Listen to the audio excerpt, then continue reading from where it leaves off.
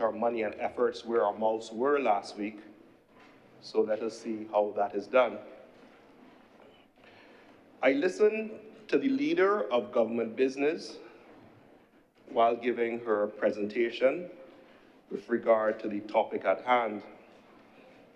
And I was very keen in the area that was addressed, which is the question of public perspective.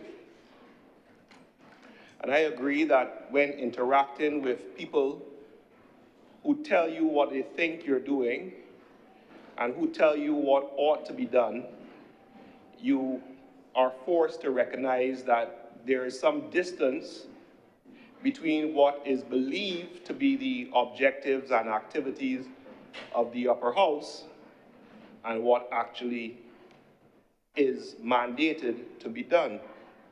For example, the recent election of our next head of state.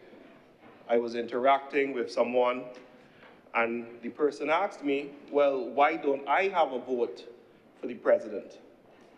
I explained the difference between our system of government and what you have a vote for and what you don't have a vote for.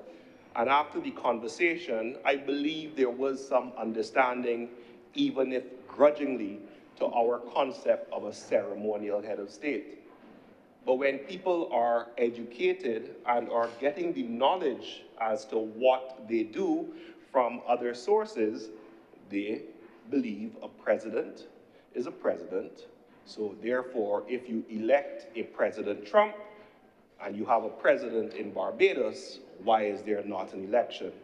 So I agree with the leader of government business that education is important as to how we get the messaging, ethics, social media, less is more.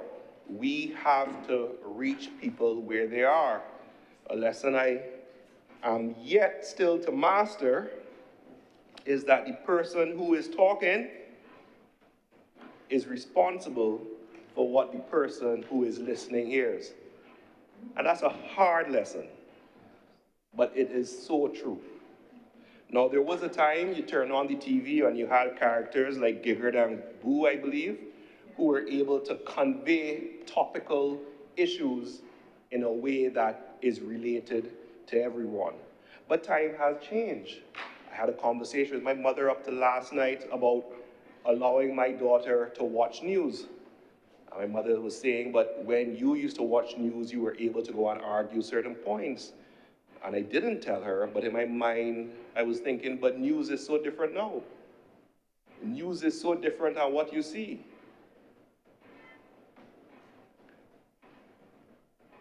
So the message and how we get across what we do is relevant, especially in the context of where we stand in 2025. I also listened to your presentation, Madam Deputy President, in relation to the concepts which the committee who dealt with the proposal that we are now discussing considered the position with regard to national MPs. And I do agree that there has been a conflation with the job of an MP with that of the government. But I believe that there has been a conflation of the roles. We have ministers who are seen to be front and center dealing with issues. Some career civil servants will say, but that's the job for the civil service. We have this conflation. We like to see, quote unquote, boots on our ministers while they're out there doing things in heavy rains. But is that the job for the minister? So the optics will get conflated. So people will pick up the phone and call the minister, and some will say that is what they should do, and call their MP. So I wish those who are involved in that the best of luck. A question that came to mind, though, was that given that there are now core differences between the findings of the PRC and the Thorne report, which position will be accepted? Both assert to have been the product of massive public consultation and engagement. Both assert to have canvassed the diaspora, they have utilized technology, and they have had public meetings and presentations made there too. And both have been paid for by taxpayers' dollars. So what do we do with these conflicting positions? And conflicting, well, let's put it this way. Thorne report says local assemblies, local government. The example given in these speeches this morning refer to calling someone to deal with a dead dog or garbage, falls within the concept of parochial. PRC speaks to national MPs. PRC, I believe, also has a top-down focus, let us restructure how the entire parliament is done, while the Thorne Commission has more of a bottom-up community action, local government. Now, at the outset, one is more expensive, where you talk about the cost of instituting a local government framework, while the PRC does, I believe, present a more attractive offer in terms of the short-term costs. But at the end of the day, we have two reports now, in addition to the Constitutional Reform Committee report, and the question is, what will be done in relation to these positions that have been put forward? What will be accepted? What will be rejected? What will be commingled? And what will be disregarded? Now let's get a little granular in terms of the report itself. I must say, Madam Deputy, the issue of the mace caught my eye, especially in the context of the election I just referred to. We are tasked with a new republic, although we are some 3 years in, and in creating our new customs and our new norms. So I agree wholeheartedly that the mace and its representation is something that we need to look at. And if I dare even suggest, ma'am, that you turn around and look behind you, those two chairs, from which the throne speech, representative of the king and queen, used to be given. These symbols of our past, we must consider carefully, and maybe not be too quick in throwing out all in an attempt to shape what we're doing going forward. Look at the glass windows.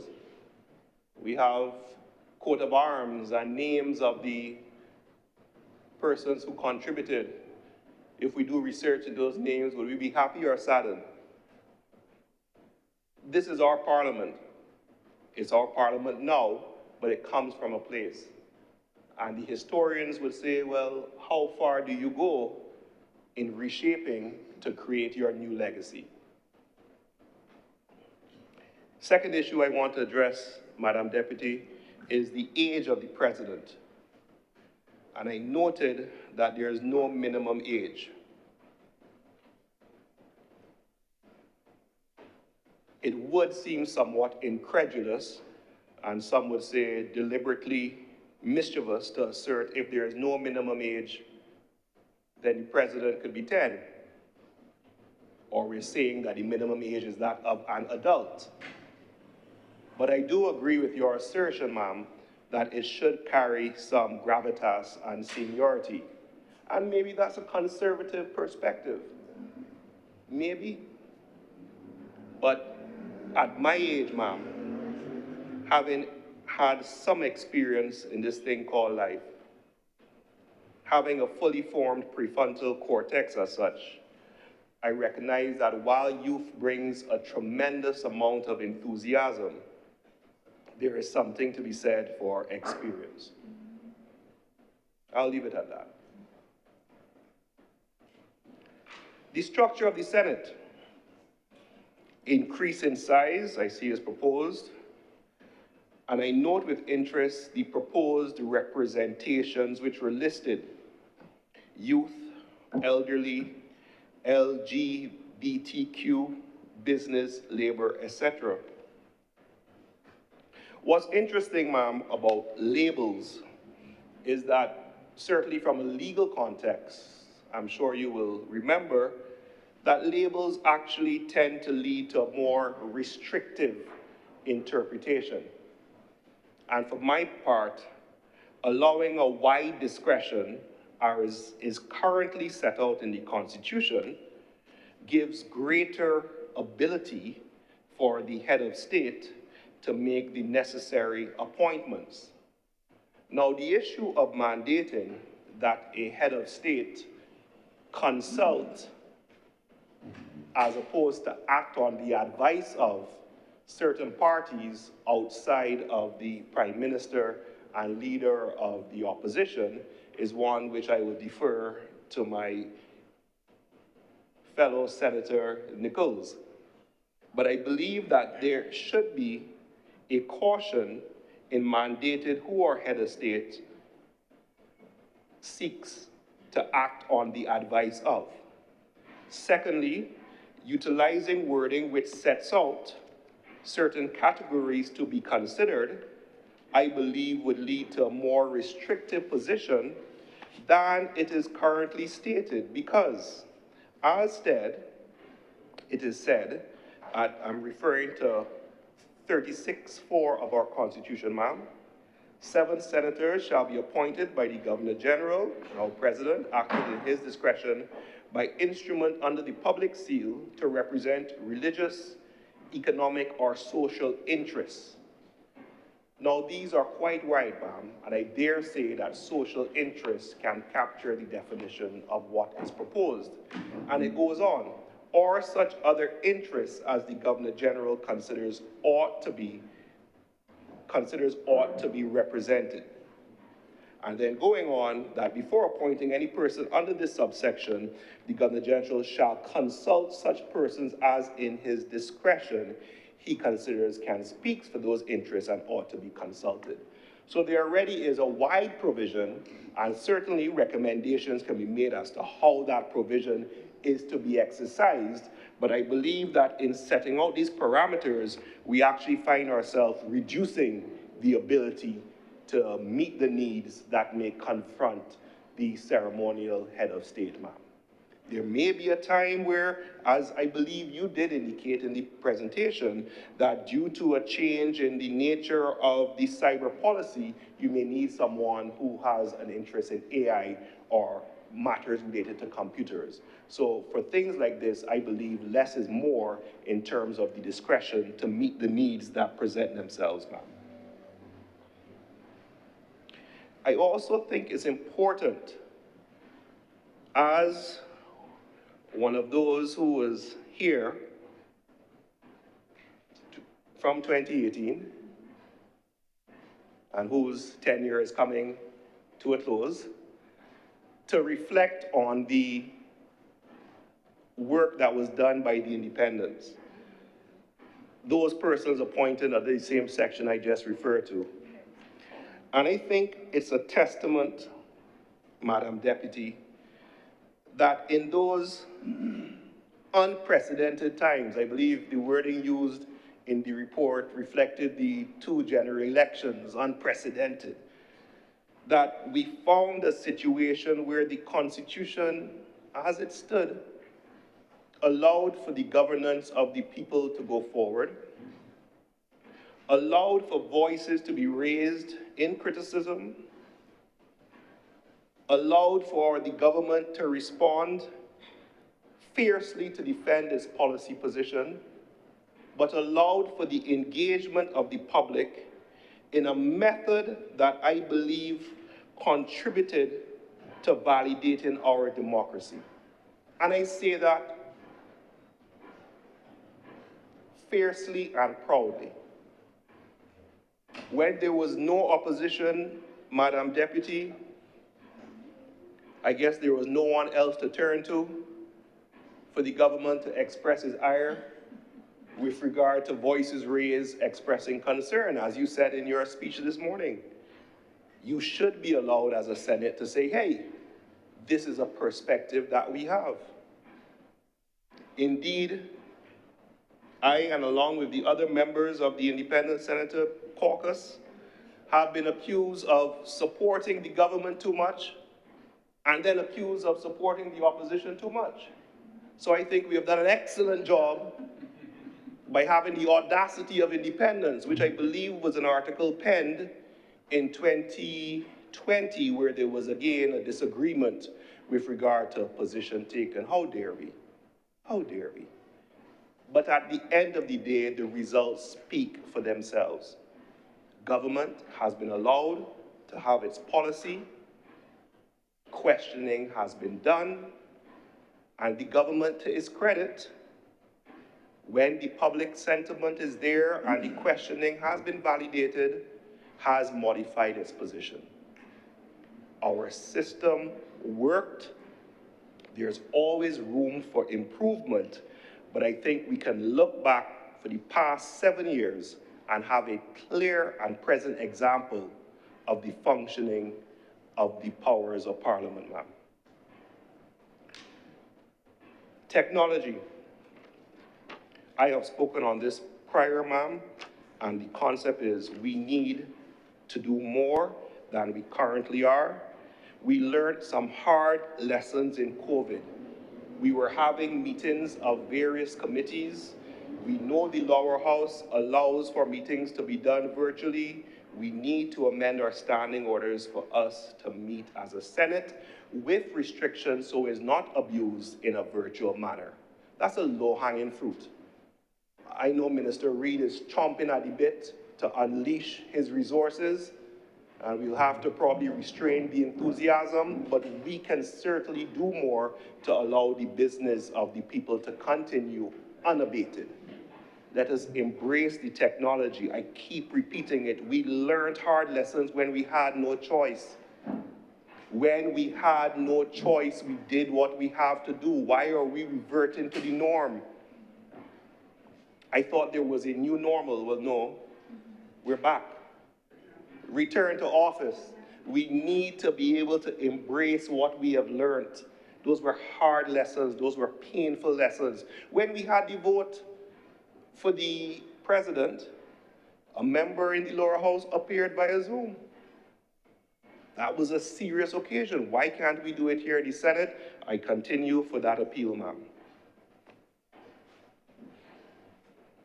Security. You spoke, ma'am, quite thoroughly on it, but I need to weigh in. And forgive the colloquial. Maybe we don't see it, but even as I look around the chamber, how are we protected? And you don't wait until something happens to say, oh shoot, you need protection. You gave the example of the coup in Trinidad. They didn't think that they needed it. How many persons, and I'm not invoking this, but I'm using it as an example, how many persons would it take to board this parliament? Excuse the colloquial expression. How many determined actors would it take? We are reactive as a society. We are seeing the seismic geopolitical shifts in our region. Do we wait until something happens? Right now we have a beloved and popular prime minister. What if that changes? What if someone is mandated by something other than public sentiment to do something, to put God out his thoughts to do something? We do not take the security, let me rephrase that. I do not believe that there is adequate security that is seen. I am not saying that we want balaclavas and machine guns, but clearly there has to be a balance with regard to what we currently have. We have a situation where if you're lucky, there is one policeman at the main gate and the sun is very hot, maybe they should have some area for the fellas, but you have the public traversing back and forth. We do not know what will happen, when it will happen, but we have to do more to consider. We take very good care of our AG, our Prime Minister, and I believe our President. But I have seen examples where other senior members of Parliament, after functions, are in need of assistance. And we do not want to wait until something happens to say, oh shoot, I should have, or we should have.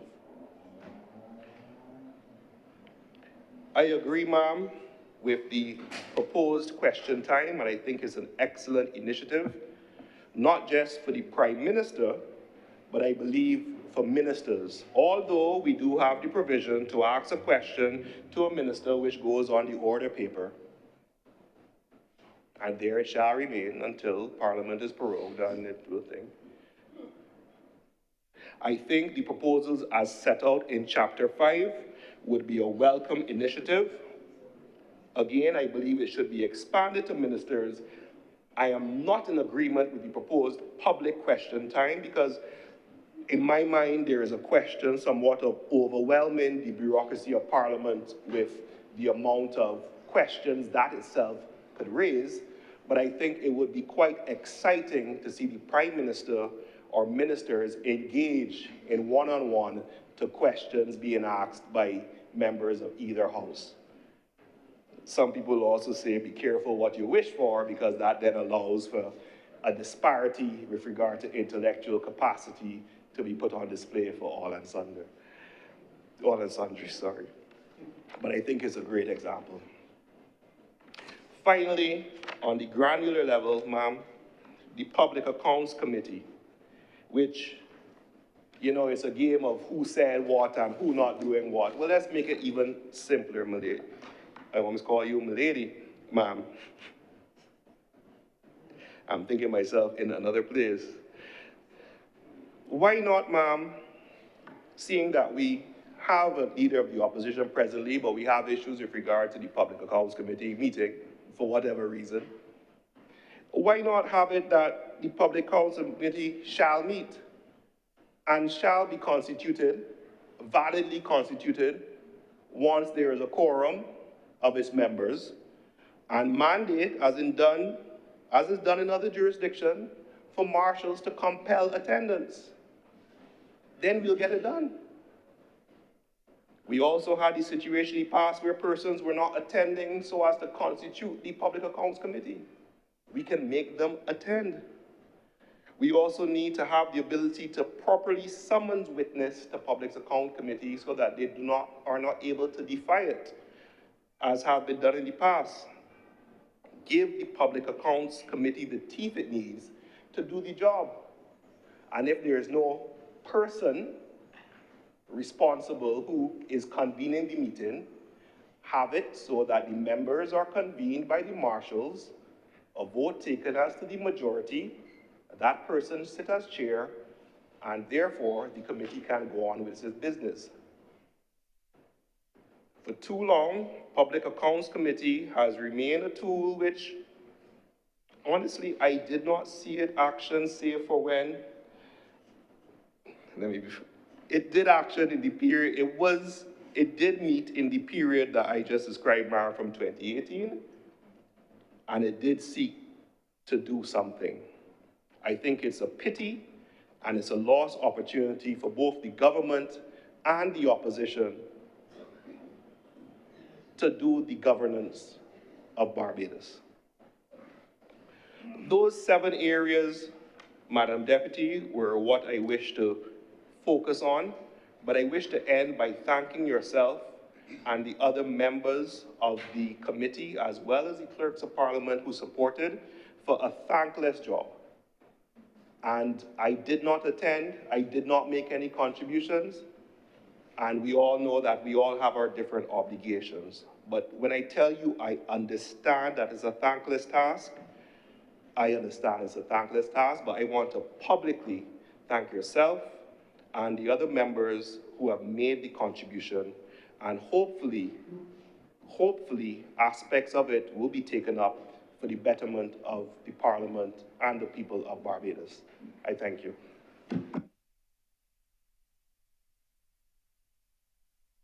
Thank you, Senator Boyce. Speakers, please.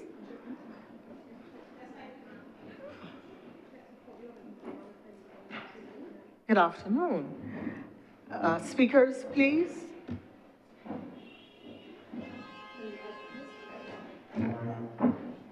Senator Nurse.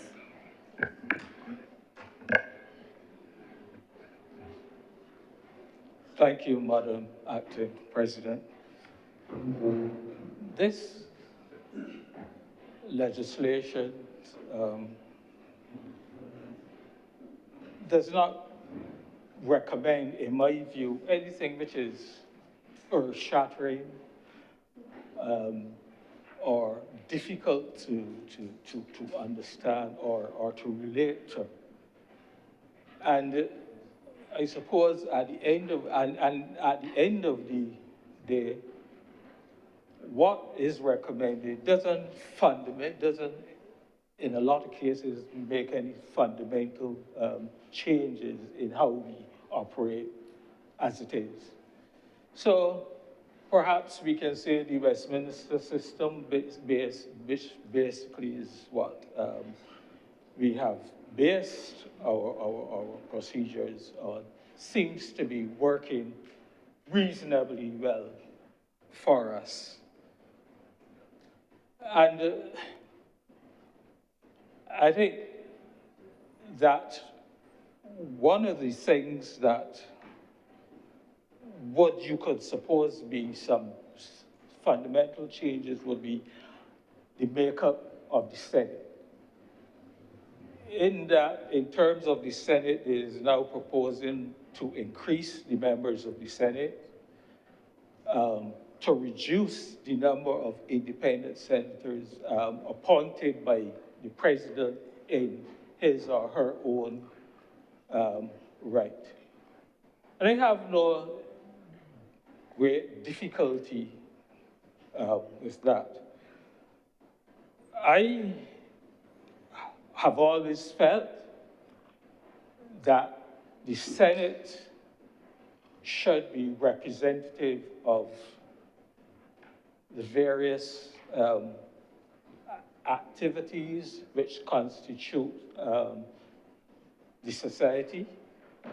I think that we should have representation, obviously, for labor, for the business community, and all the various other, for the young people, and so on and so forth. And I think that in the past governors generals, the president currently, have all attempted to appoint independent senators that in some way is reflective of those various activities in the society. But if the proposal is to make it a more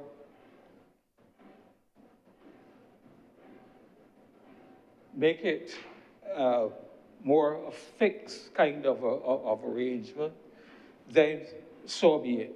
I have no difficulty with that. I think that one of the things which I didn't see considered, maybe I missed it, but at the end of the day, I was wondering if it was at all possible that overall the Senate could be more reflective of the voting patterns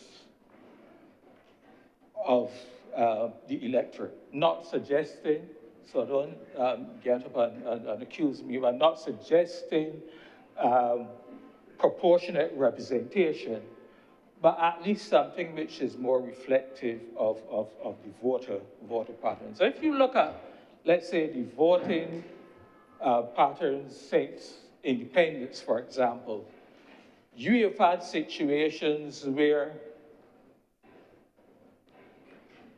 one party may end up winning, 27 seats, and the other party 3 seats. And yet, at the end of the day, when you look over all the elections over that time, there isn't always a significant difference between the total votes cast for the winning party and the total votes cast for the opposition. And if you look back, you see that the winning party would perhaps get 52% of the votes, the losing party perhaps 42%, that sort of thing. But yet, Of course, because we use the first past the post system, one side could end up with, nearly all the seats. And just wondering if is that really reflective of, that is definitely not reflective of what the voting population would have voted for. And so I'm just wondering if maybe it couldn't have been possible to look or to consider how you could sort of make that adjustment to be a little more reflective of the overall voting patterns in the community. Madam President,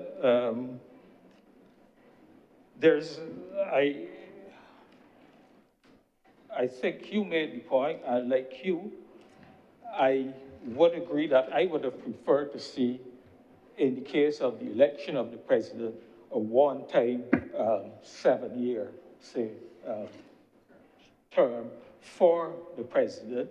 And also, I totally agree with the idea that we should be looking among persons of I don't want to say senior, but but an age of, I didn't necessarily want to pull a number, but let's say of age over 60. And my reasoning is very similar to yours, because I would not wish to see that you elect a young president, for example. After 7 years, the president is still maybe in the late 50s or early 60s. And then they have to maybe looking around to find some sort of employment to keep them employed until they reach a real retirement age. And we have to make sure that we treat our presidents with that kind of dignity that is avoided. And while I'm on that subject, Madam President, Acting President, I would just like also to say something about past presidents and past prime ministers. And basically, it is this. I don't know that we really always treat them with the level of respect that they are deserving of, having gone through the office of Prime Minister or President. I've seen situations where a past Prime Ministers, and going to a function, we sort of ended up together in the car park. And, the past Prime Minister having to, look around for somewhere to park, for somewhere to park. The security didn't even know who the individual was. And I think that perhaps it is time that we consider that for their lives, that some level of, that we look at some other things of making sure that we put in place that when they need to be transported, especially for official functions and so on, that, they are accorded, they are accorded security and so on. And, that they be treated with the level of respect and dignity which is befitting of the office which they have held. And it doesn't matter who it is. You may not have liked a particular prime minister or a particular president, but the point is that one has got to recognize the office and have the respect and for the office and treat it with the level of dignity for which it is deserving.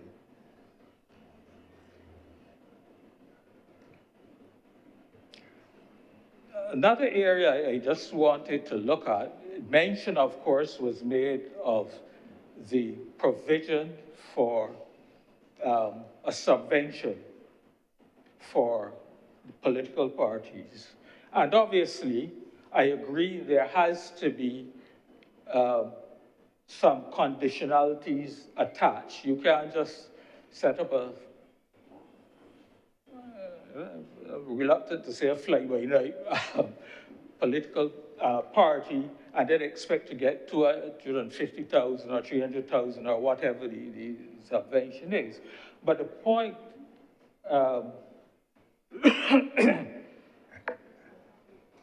the point is, I think it is necessary. I think as long as it is a properly functioning political party and making some meaningful contribution, they should all be, and of course, having had representatives in Parliament, they should be entitled to the subvention. But while I'm on that subject in terms of financing of political parties, one of the things that I would really like to see is that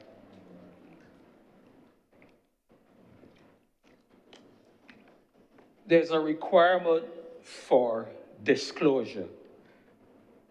Requirement for disclosure by the private sector, by the business community, in their annual reports and accounts of contributions to political parties, whether it be in kind, whether it be in cash. And I think too often we may be wrong, but there's always that belief that if a particular private sector company or individual makes political contributions, that there's some expectation that they are going to be rewarded by way of, contracts or special treatment when it comes to services. And so I would like to think that we need, in this day and age, to be able to get over that issue, to be able to create that level of transparency which gives the public a little more confidence and trust in our elections, and that we would see that not as trying to eliminate or dissuade personnel or companies from making contributions, but that they will see it as their public good, and they may see it as good governance if they have to disclose such contributions to political parties. And that is not anything new. In other countries, certainly in some other countries, it is a requirement. And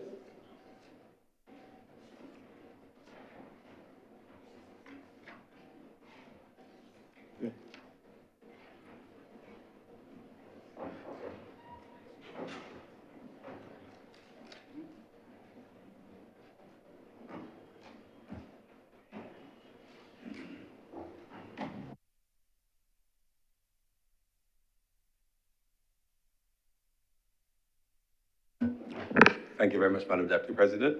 Senator Nurse, please continue. just moving on, the Public Accounts Committee, I believe it was mentioned here as well.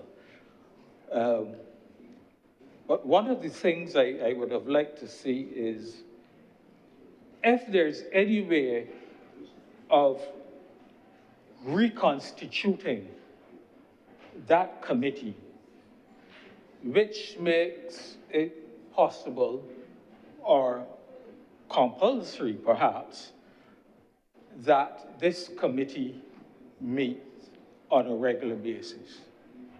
And I am not into anything about it didn't meet, or all I am saying is, how can we, as we move forward, try to get this Public Accounts Committee to be more functional? I think it is a key and important committee, and it needs to be able to work. I remember in 2018, when there was a new administration in place, one of the things we found is that we couldn't, or most days the Public Accounts Committee wanted to meet, you couldn't get a quorum. We agreed to change that to allow persons being present by way of Zoom. But there was a stipulation that there had to be at least 3 members physically present. And you know, Mr. President, even with that change, we couldn't get three members to turn up. I remember several Fridays, because the committee tended to meet on Fridays, where I would turn up and the chairman would turn up, and we would sit there until for about an hour, hour and a half, and we couldn't get one more person so that we could get the 3 people required to be to carry on the work of the committee. And I don't know if there's an easy answer to it, but certainly I would have thought that there could have been some recommendations which could have made that committee's work more assured. And I think that in line with that, the Auditor General, who is also in a way a part of that whole committee, I think we should, I know that in the management, the new Finance Management Act, which was recently in 2020, I think it was, 2019, you know, we sort of upped somewhat the powers of the Auditor General, but yet we see every year the same comments virtually, the same reports. You can't get responses on a timely basis. You can't get, you want to issue his report, but you know, you send it off to a particular ministry and they don't respond until after he decides, well, I have to issue my report, and then you suddenly get some sort of response. But it has to be, I think, a little more rigorous, and the Auditor General needs to be able to enforce the rules so as to get the people's work done and to make meaningful reports. And don't, after he issues a report and then somebody accuse him of he didn't ask for a report, or he didn't get a report from us or a comment from us. And we have to be able to get over that and get that committee functioning as a very important part of our parliamentary system. The other thing I would just like to touch on is that as independent senators, we on this side always, and I believe the opposition suffers from it as well, we get the legislation, we get the bills, which are going to be debated, but we really don't have any support, I suppose, as the government members you may be privy to the cabinet briefs or whatever, which helps you to understand. But there's some legislation which can be technical and which really would require us as independent senators being able to consult with maybe some legal specialist or technical person to better understand what the legislation is and to make, more meaningful debate and comments. I know on a few occasions we have had a situation where a bill was about to be debated and the Attorney General would come in and give a little briefing to help us along in our understanding. But obviously that's not a job for the Attorney General, and maybe a more structured system where we have someone or someone's assigned from the CPP office or somewhere that we can connect to and consult and be able to get some of the answers on issues which we would like to raise before we actually come here to debate. And so, as I said, Mr. President, those are just a few of the little comments I wanted to make. I don't find anything, as I said, earth-shattering about the recommendations.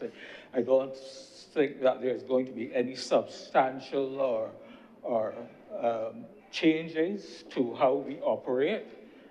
And I would just trust that as we move forward, that whatever additional changes we agree to eventually when the various legislations come, that it will all assist in making us a more efficient and more modern and up-to-date Parliament. And with those few words, Mr. President, I'm obliged. Thank you very much, Senator Nurse. Senator Reverend Morris. Thank you very much, Mr. President. I stand to join this, I almost said debate, it sounds like a discussion to me, but to make my contribution to this resolution that is before us. Sir, when the Deputy President spoke and she quoted her Latin, I said to her at the break that having explained it, she could have taken her seat because in those few words were encapsulated the whole idea of this discussion that we are having. And because of that, sir, I want to say that I stand proud today in this honorable chamber to support or to make my views known on some of the recommendations by the commission. Sir, do you realize that this Parliament has existed for almost 400 years, and only 74 of those years were used to benefit the majority of the Barbadian population, out of nearly 400. I think next year we are celebrating the 75th anniversary of universal adult suffrage. And I hope we can have a massive celebration because in my view, as I have said before, that is the greatest thing that happened in Barbadian history. So I've listened, I'm on 2 call-in programs. I listened here this morning as well, and I heard over and over that we needed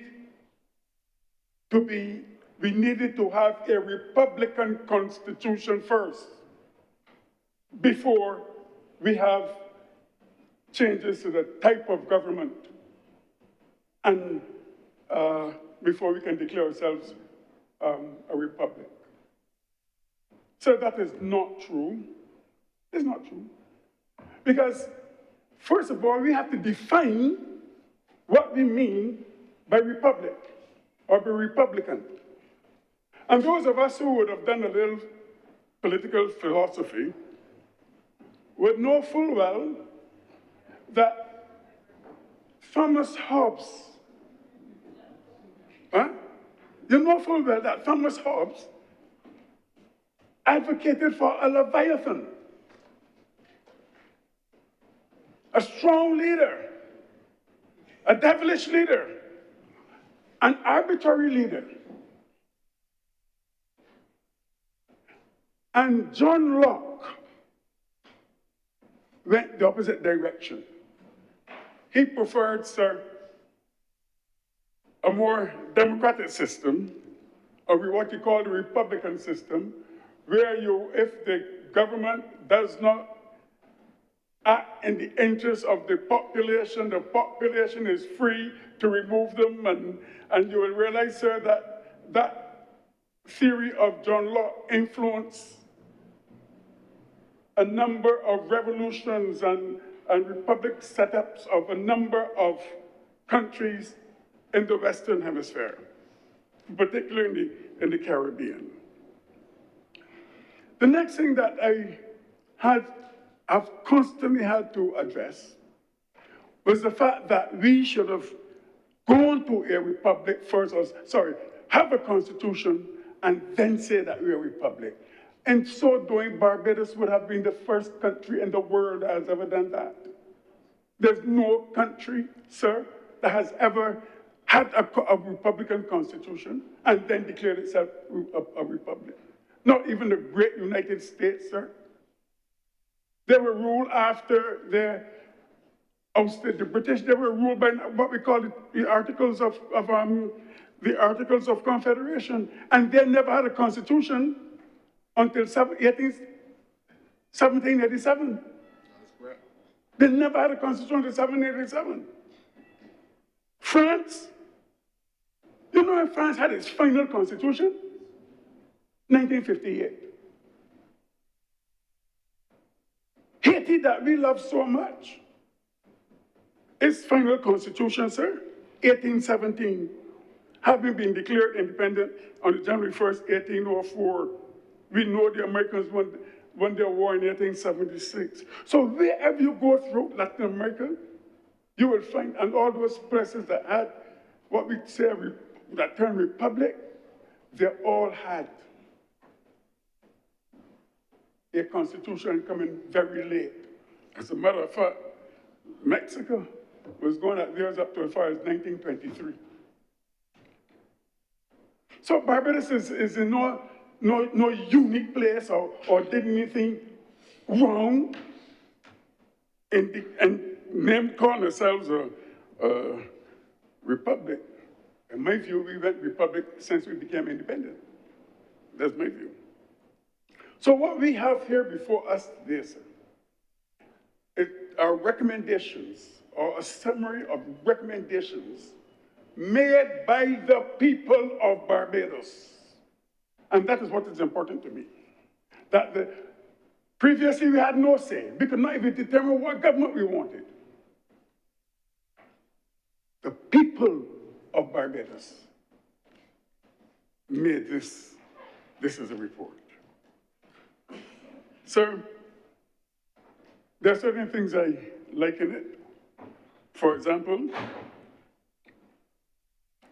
when I read through it, I can see all through it the mechanisms for protection of democracy, and I'm going to get to that a little later.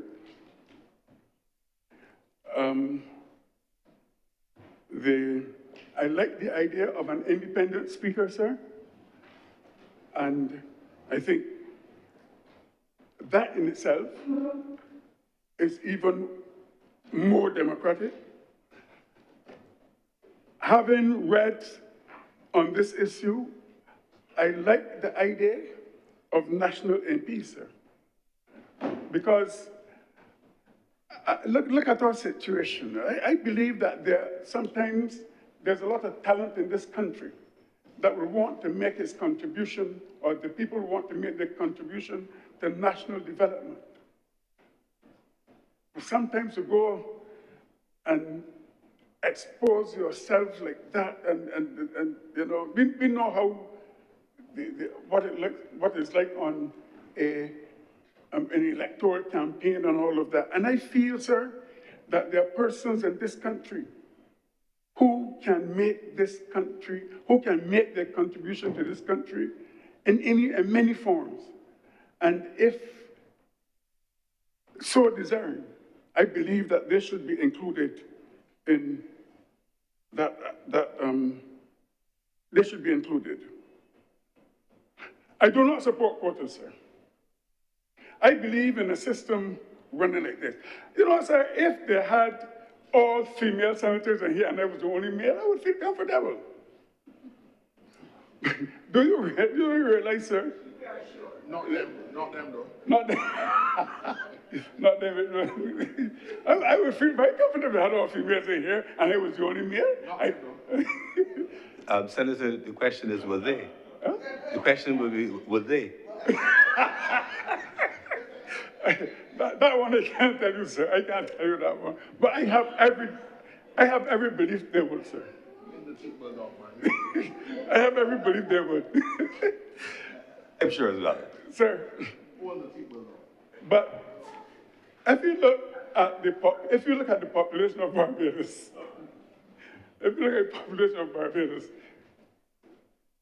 there are more females than males, you know. There are more females than males. There are more females in almost every institution in Barbados than males. Even in terms of constituency branches, there are more females than males. And it is easy. Suppose all the females in Barbados in every branch decide that they're going to support a female. Then we have almost a female parliament. But there was an issue, sir, I read in a book by Dale O'Leary. It is called The Gender Agenda, in which she attended the 1984 Women Conference in Beijing. And that whole issue of quota for females came up. And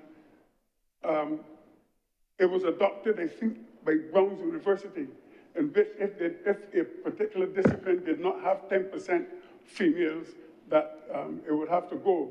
And I'm sure, sir, that it happened to the football team, and for a while, Brown University did not have a football team because there were not 10% females in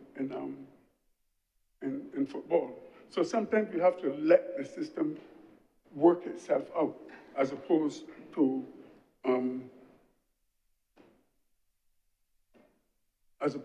trying to install quotas. Sir, I read a book by Walter Brueggemann. It is called In God We Trust. And he believes, sir, like I do, in large governments, in large cabinets, because the smaller the government, the smaller the cabinet, there's a tendency to be more corrupt. That is his view. But when we examine, sir, today's world, and so many issues to deal with, so many areas to cover.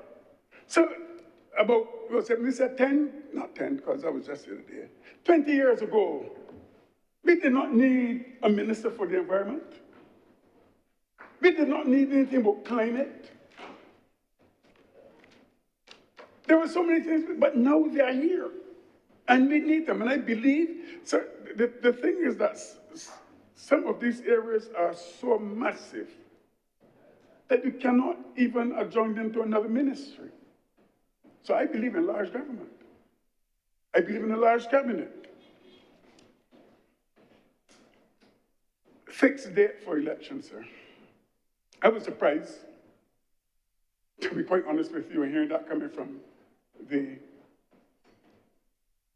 presenter for the opposition, Who's not in his seat, right? Who's not in the seat at the moment. as usual. But I was surprised in hearing that coming.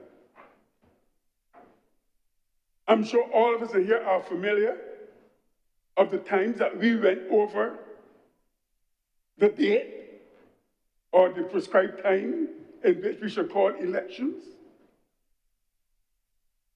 By far, in fact, it happened more than once.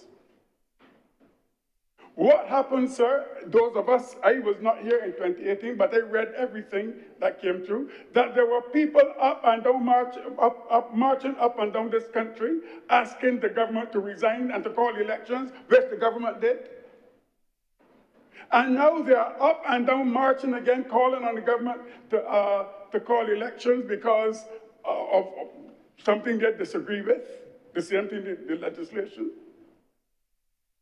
So to come now and tell me that we want fixed dates goes, you know, the ethics can go both ways. So if you're telling me that we need fixed dates, then wait till election, the time for elections, and don't walk up and down the place. Okay?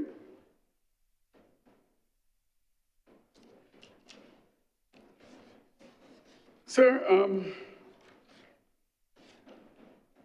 I'm more interested though in the system of government or the type of government. And what I believe, sir, is we talk about republic, we talk about all of these things. I prefer, sir, and I'm sure that you know that this does not originate with me, but I believe, sir, in covenant, not Republican, not communist. No, I believe, sir, in covenant. With all that is happening in our society, sir, and I'm sure that you know, sir, as I said, I'm a disciple of Jonathan Sachs. And you probably know who else as well. But I believe that the time has come for us to move beyond the language of law into the language of moral imagination. We are seeing a number of changes in our society. Things that are here now were never there before. Things that we have to deal with now, we didn't have to deal with before. We talk about the crime rate. We talk about the value system. And I believe, sir, that that time has come. Because Hobbes, Locke, Montesquieu, Voltaire, Rousseau, all of them, sir, propose social contract. All of them propose social contract. These are legal, they're transactional, and they're conditional. I do not pretend to be a lawyer, sir. But what if we, or what if the renewal of our societies cannot be found in contracts alone? What if we can consider values both at the political and at the civil levels? What if the deeper glue of civic trust lies in something older, something richer, and something more binding? And I speak, sir, of covenant. Covenant. A covenant, sir, is different from a contract. I may be entering some grounds that are not, I didn't study in terms of law, but I did the mother and father of all disciplines, that is history and theology. Economics and maths, and them came later. But a contract, in my view, is a mutual exchange of goods or services. It is transactional, it is about self-interest. You do X, I do Y. If you fail, I withdraw. Contracts are enforceable by law, and it ends with the terms when the terms are fulfilled. No, I'm not saying that they are not essential, because contracts protect rights, they regulate markets, enable cooperation among strangers. But in my view, they are no longer enough to sustain a society.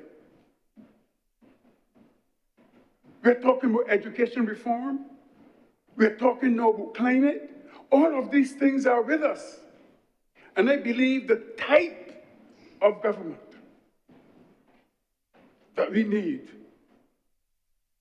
one that will address these areas from a covenantal perspective. We need, as well in this society, that moral bond. A bond that is not identified by interests, but it is about identity.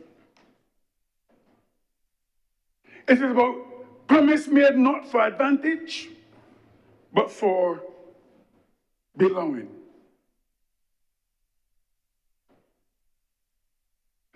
I believe, sir, that even in terms of our system and type of government, we need a covenantal approach. In our politics, we need that. You know, sometimes we put a lot of trust in systems, but we don't trust one another. We don't trust one another. And everybody, I'm sorry, not everybody, a lot of people in this country are crying out about their rights, and their rights. But how many of us talk about our responsibilities? We have laws, and we make laws in Parliament. But there's no loyalty.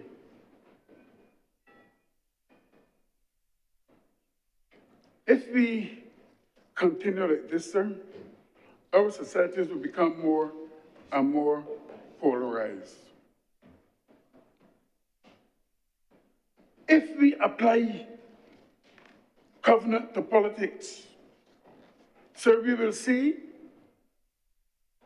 that we can rebuild in terms of governance, and not just politics, in terms of governance. We have shared narratives, not just related interests. Our citizens, our politicians, those of us in Parliament, would all be co-authors of the national story, not just consumers of services. Covenant, sir, is not about what I get, but what I give. How do we apply this to things like education? These are the things that I feel we need to look at. We can move from curriculum delivery to character formation. We complain about the crime in the society. Let us do something about it. The system of government that we apply. Teachers should not be just employees, government employees. They should be moral exemplars. Students are not just students or clients. They are citizens in training. Schools become covenantal communities where values are lived, not just taught. The system. And as we're here debating or discussing this report, sir, you know how I know that this report goes along that line? Because when I look at it, sir, it talks about accountability procedures. Accountability procedures. Right down from the progress reports on legislation, regulations committee, question time, prime minister's question on the paper. All of these is about being accountable. And that is what Covenant calls us to do. I can go on and talk about justice, climate justice. I can talk about all of these things. But in my view, this report speaks more to a covenant than a contract. And, sir, I would want to support the recommendations there. I thank you, sir. Thank you very much, Senator Reverend Morrison. Senator Malado. Thank you for recognizing me, Mr. President. I'll be very brief.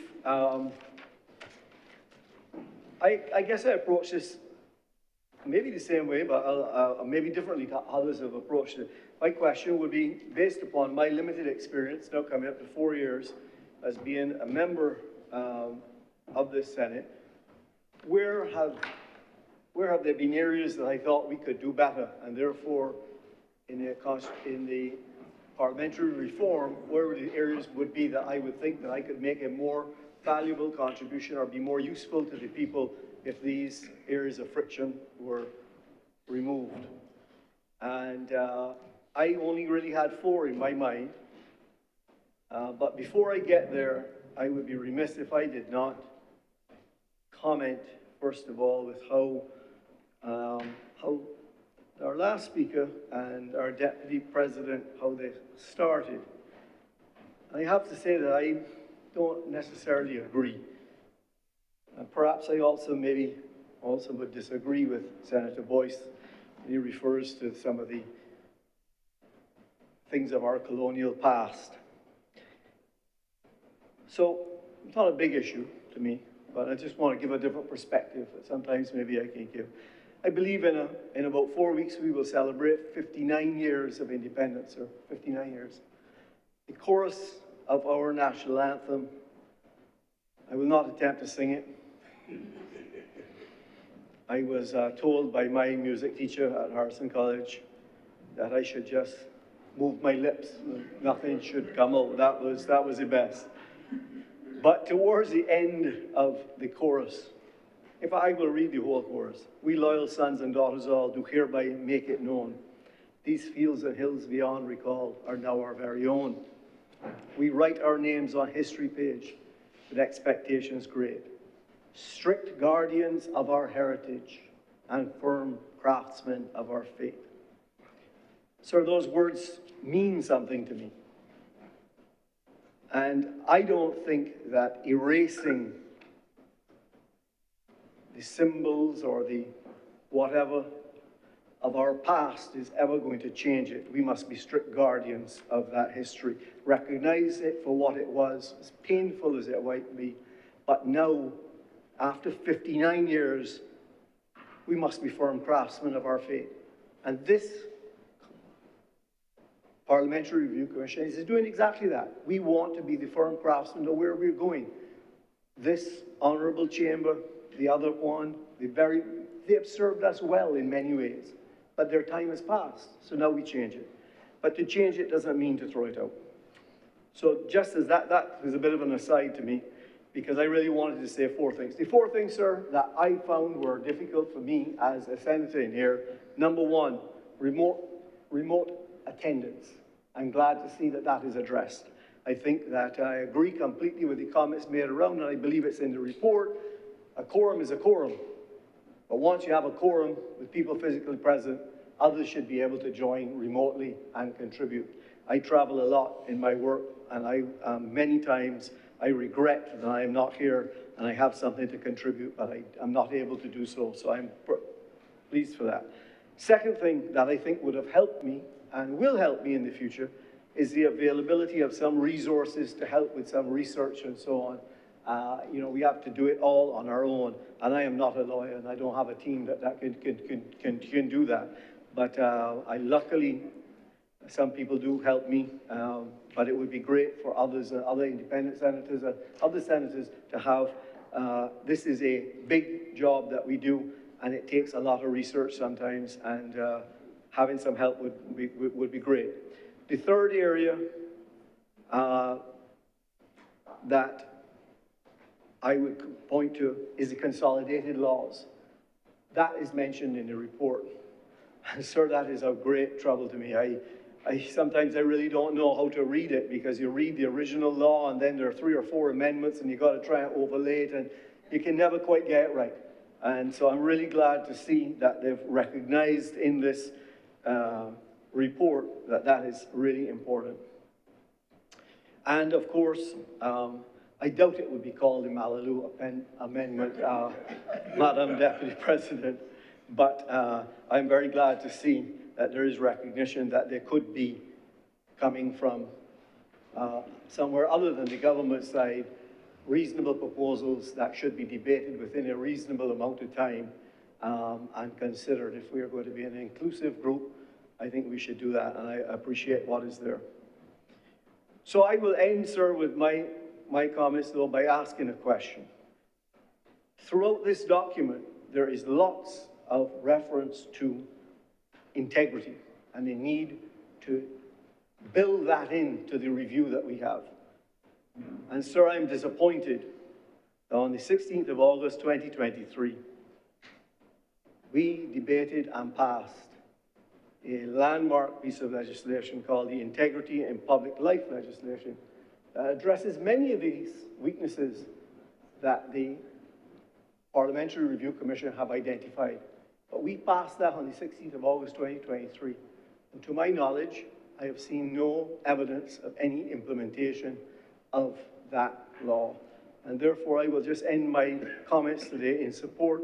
I thought this was an excellent report, congratulating all those people who contributed to it. Like Senator Boyce, I was a spectator to it. I did not contribute, because I think there are some very, very smart people who have, and I appreciate all the work that they have done.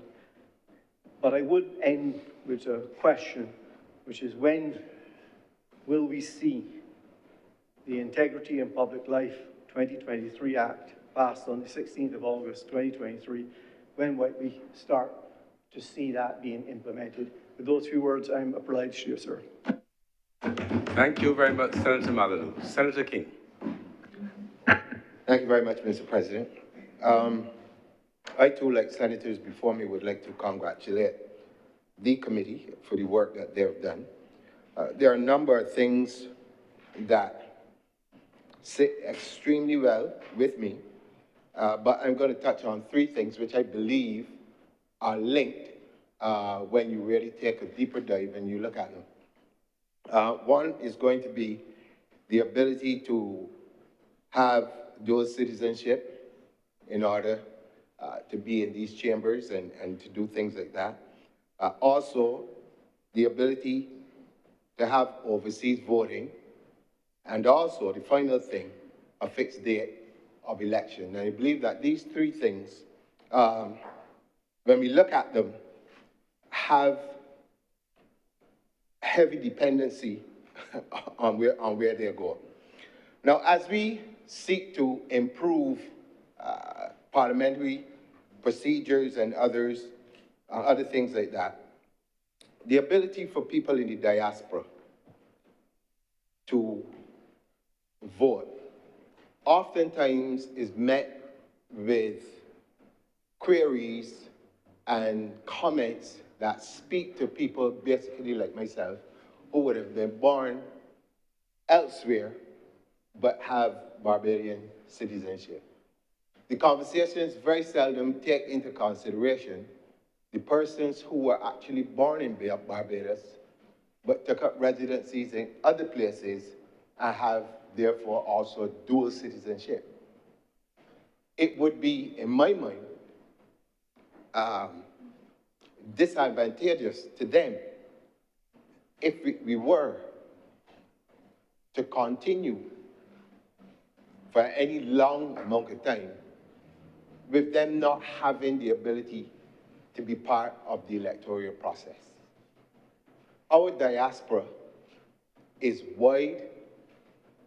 They contribute to the island. We oftentimes, when we come in here, you hear people talk about remittances and all the other things. Even with the regathering, we've been reaching out to the diaspora, looking for persons with particular skills, particular knowledge sets, and different things that help us with national development. And then at the same time, there are some quarters who would want to suggest that these persons can contribute in all of these other ways except when it comes to voting. And I can tell you, sir, from just experience and talking to people in the diaspora when you travel, that many of those persons have the interest of Barbados just as much as anyone who lives here. You know, they're always checking in with the news, they're checking in with the families, they're trying to understand how things are going in the island. And I believe that this is something that at some point in time we're going to have to seriously look at. Now, I understand that this report, and like anything else in life, too much change at a rapid pace will cause problems. We know that.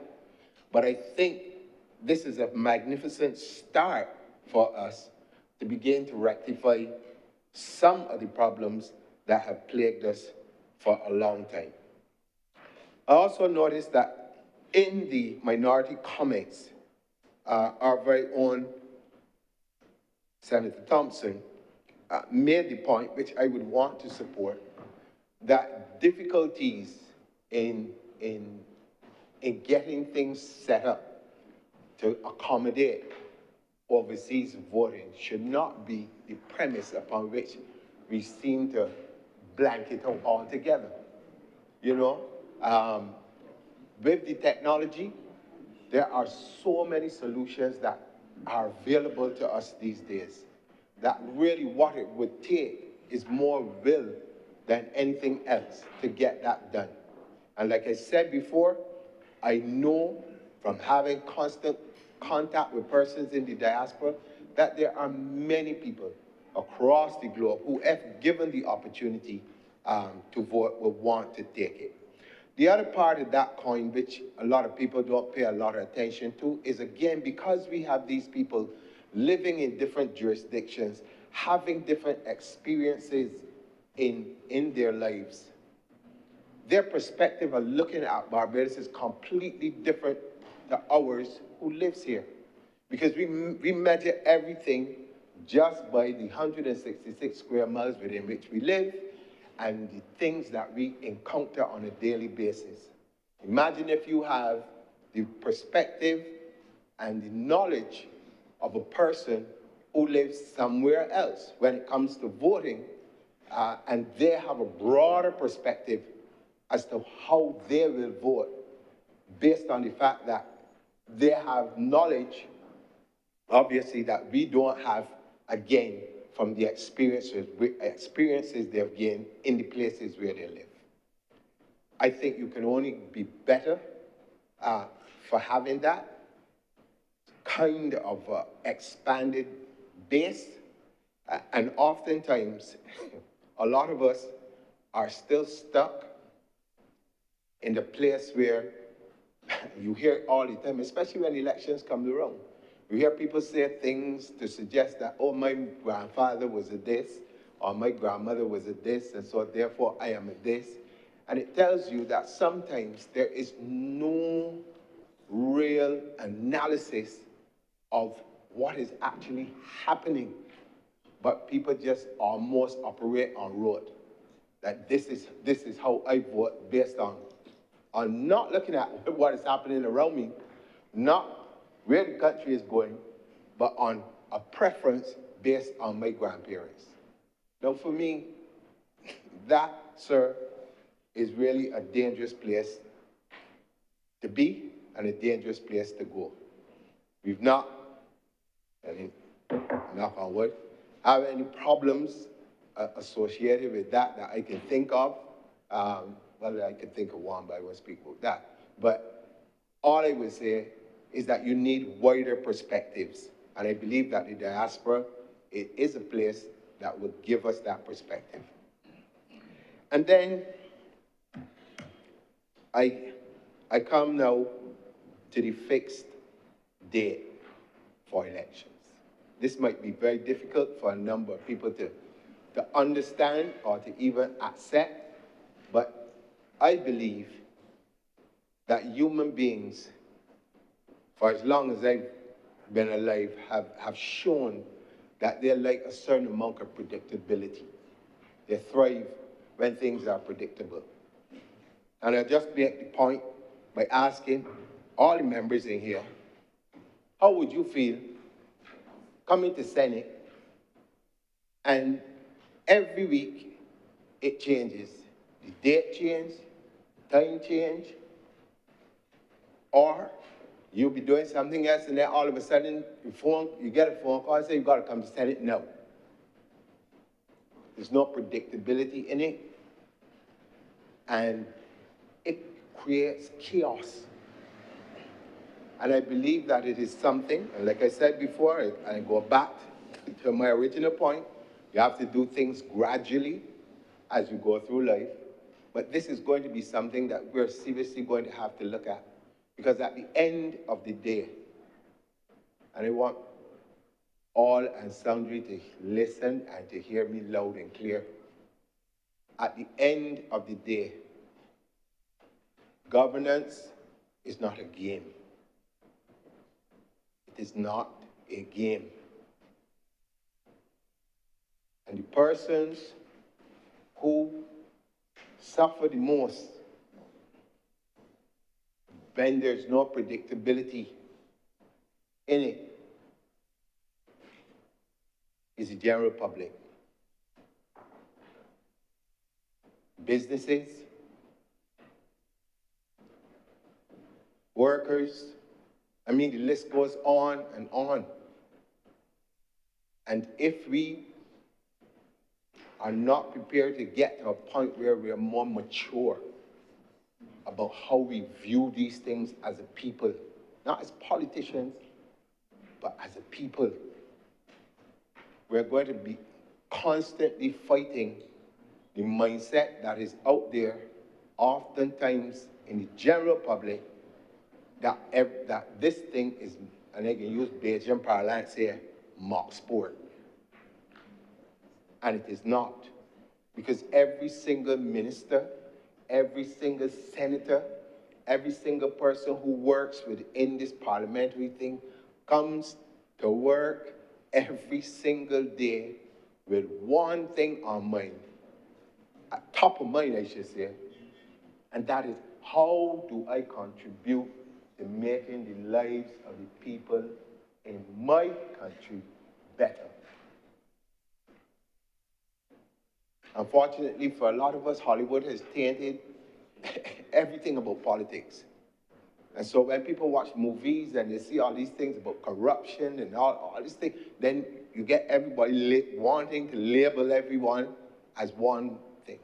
But the one thing that I know, and I can say it safely here, again, having looked at eyes with a different kind of eyes, you know, regardless of what political party is in Barbados, this is 166 square miles. Almost everybody knows everybody. So I'm not one of those persons who believe that people will purposely come to a place and decide that, hey, you know what? This morning I wake up, what's it I'm going to do? You know what? I'm going to do everything to mash up Barbados. It doesn't make sense. We got people walking around and on social media and other things in this country right now suggesting every single day that everything that senators coming here to pass or the government coming here to pass is designed specifically to cause people stress, gloom and doom and disaster.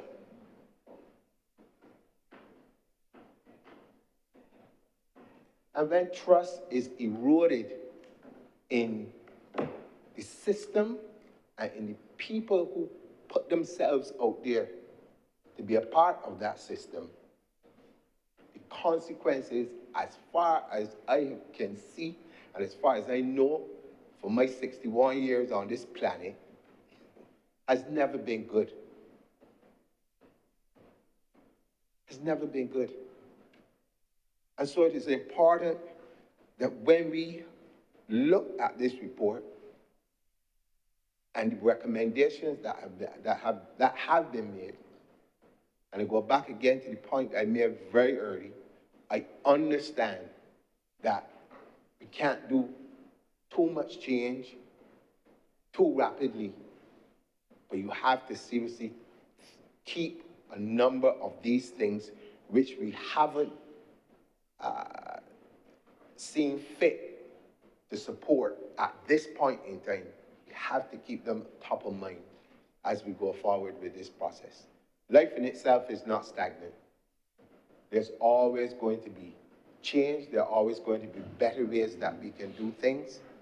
But again, I don't want to be long or to press onto this particular point, but I believe these three things are linked in a way, because there's no way that you can have voting overseas and elections are being called ad hoc like that, because the persons in the diaspora have lives to live and they have to be able to prepare and to know when this is going to happen.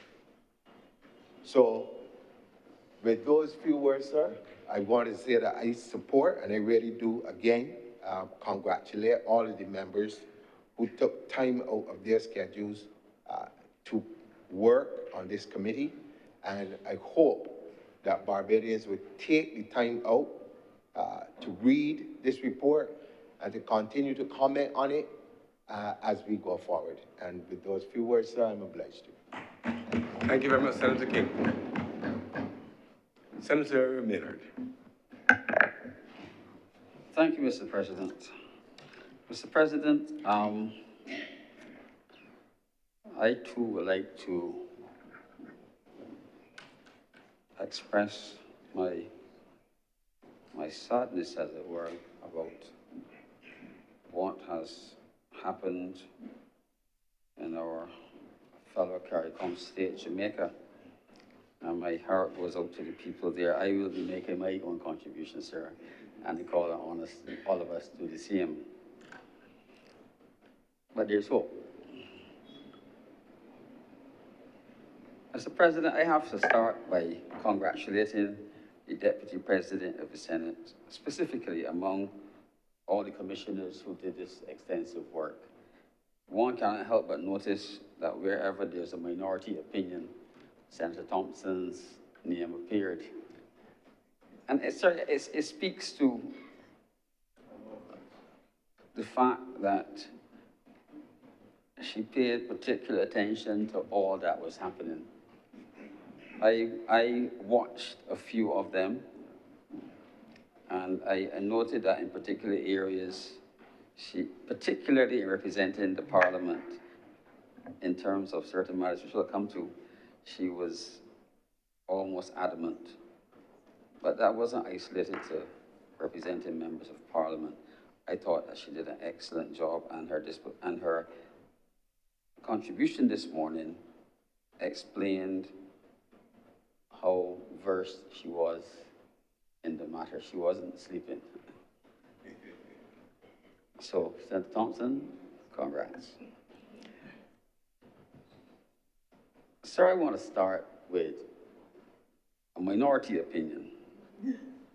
And the minority opinion regarding the office of president was that there should be a minimum age of 60 years old. I support that minority opinion. I believe that Senator Thompson this morning spoke about what would happen possibly if a younger president was appointed and after the compulsory retirement, you ended up being 47. or 48, and you were scrambling around looking for a job, I think that it makes more sense to have a minimum age of 60, so that at minimum at retirement, you would have reached the normal age of pension in Barbados.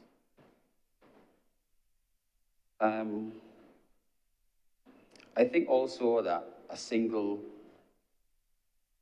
7-year term of office, which is also minority opinion, makes more sense. My eyes haven't been opened a bit,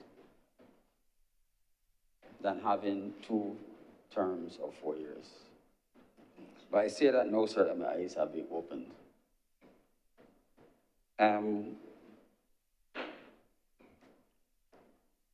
I noticed that,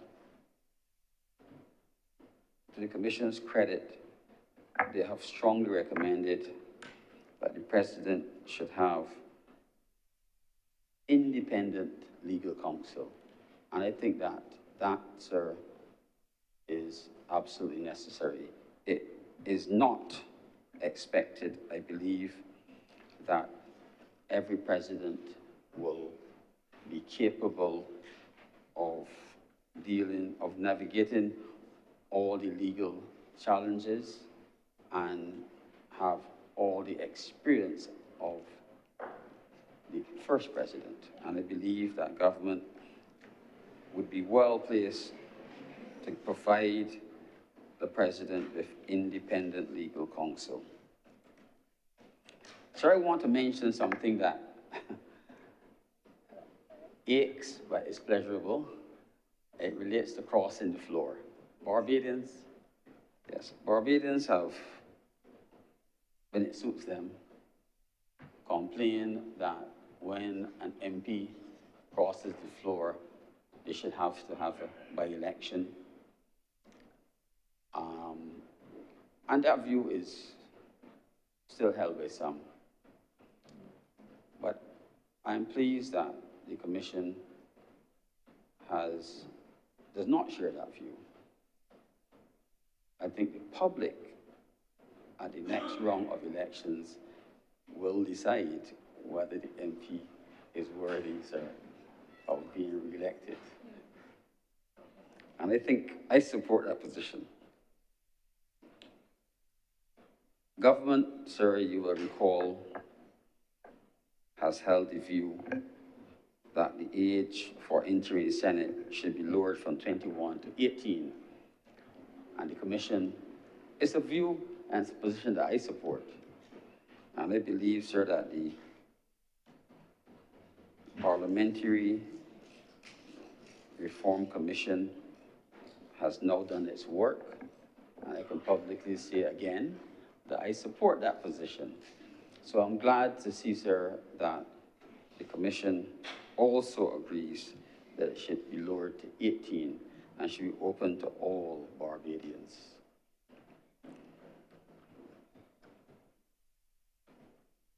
Sir, I noticed that the Commission has now ventured into an aspect of openness by suggesting or recommending that we should have question time. What a wonderful opportunity, sir.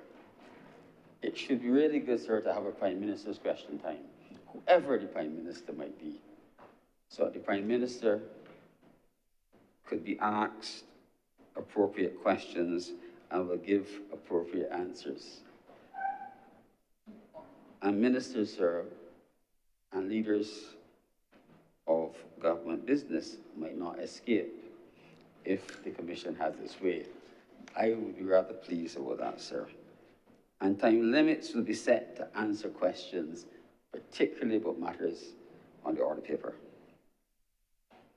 Sir, the Clerk of Parliament, or the structure of Parliament, and the recognition of the work of Parliament, of the Clerk of Parliament, who the Commission has agreed would be called the CEO, and they've recommended that the Clerk of Parliament, not necessarily this Clerk of Parliament, and should be graded in the public service as S1, which is the same grade as a permanent secretary. It's a special grade, and if you look at the workload of the Clerk of Parliament, then I think it's appropriate. But they've also suggested that since the Clerk of Parliament and the Deputy Clerk of Parliament are lawyers and have specialist experience in parliamentary matters, they should also be considered for appointment as senior counsel. And I think that is positive. Sir, the reform of the pension arrangements for parliamentarians is always a matter that the public sometimes have agitated about, and particularly the age at which parliamentarians are pensionable. And I'm pleased to see that the Commission recommends that the age should be raised to 60. I do not believe there'll be any public objections to that by anyone. It brings it, sir, pretty close to the age for most of us of 67.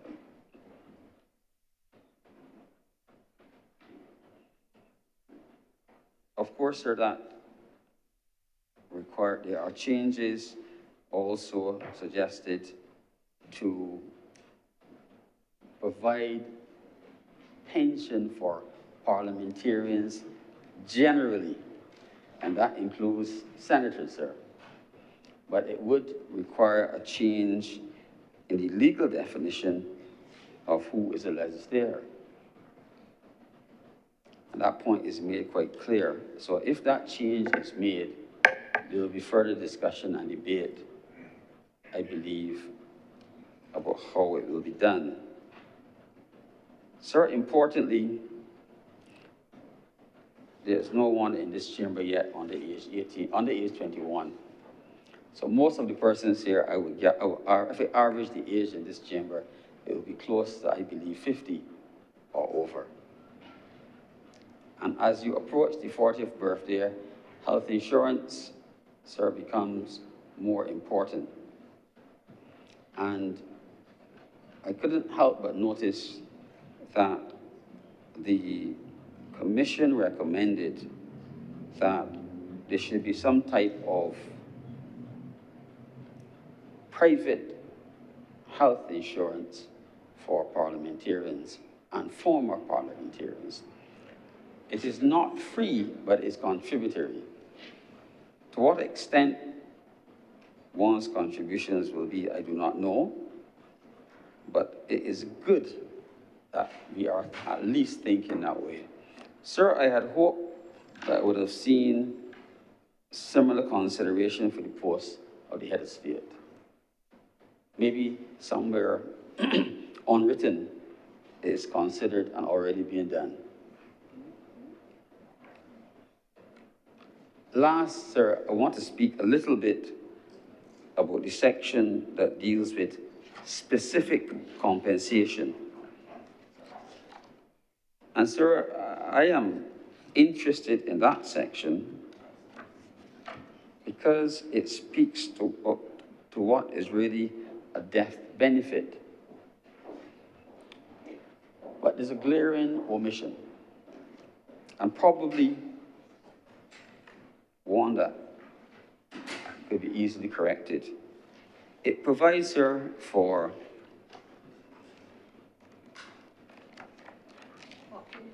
benefits for different categories of parliamentarians and senior civil servants who unfortunately demise. But where one is not married and you do not have a spouse, not a wife or husband, a spouse. And I think it's really important that the word spouse is inserted. In today's world, sir, it's important that the word spouse and not wife is there. So if you don't have a spouse or children, there are no benefits. But sir, that parliamentarian might be supporting his mother or his brother who is disabled. His little brother, he might be the sole person provided for his little brother, or she might be the sole person provided for the little sister, who she's always looked after. And I think there needs to be consideration that that section should probably, if possible, be reconsidered.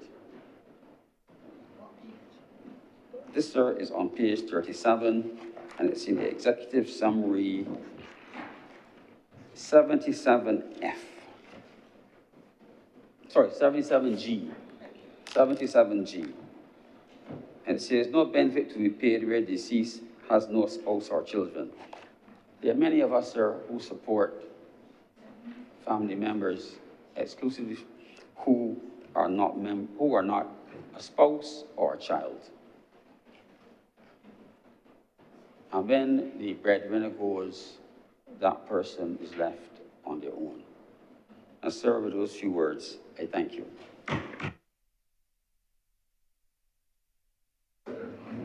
Thank you very much, Senator Mr. Maynard. Senator Tate. Go ahead. Thank you, Mr. President.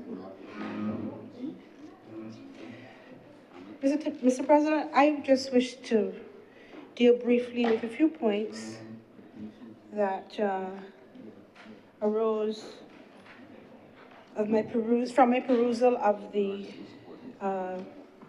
report of the Parliamentary Reform Commission of 2024. I enjoyed and appreciated the presentation by Senator Thompson. She filled in a lot of the blanks that would have been a result of not knowing certain things. So for that, I appreciate her presentation this morning. I wanted to specifically make reference, Mr. President, to the recommendation as it relates to the Clerk of Parliament. I'm happy that the Commission saw it fit to address what they refer to, and I quote, an incongruity which needed to be remedied. That's at page 128 of the report. In this report, and sir, if you don't mind, even though everybody has had sight of the report and might have read it, I'd like to put certain things on the record. So if you don't mind, sir, I'm going to be quoting from certain parts of the report. Mr. President, on page 127 of the report, at paragraph 7.25, it reads, and I'd like to quote, in addition, there can be no doubt of the seniority and level of responsibility of the holder of the office of Clerk of Parliament, who has oversight of the sittings and functioning of both houses of Parliament, the smooth function of sittings, supporting the work of the legislature, providing an effective liaison with the executive, leadership and management of the staff of Parliament, the management of and accountability for the Parliament's budget, relationships, with the CPA and other parliaments, and in recent times, full points to the Commission for this one. The leadership of major construction, i.e. foremen on the site, my words, redevelopment and maintenance projects at the east and west wings of Parliament. That's a lot, and it continues to blow my mind, and it is noted here, and I would like to make reference now to paragraph 7.26. It is the recommendation of the Commission that the Clerk of Parliament should be at the level of Permanent Secretary or S1.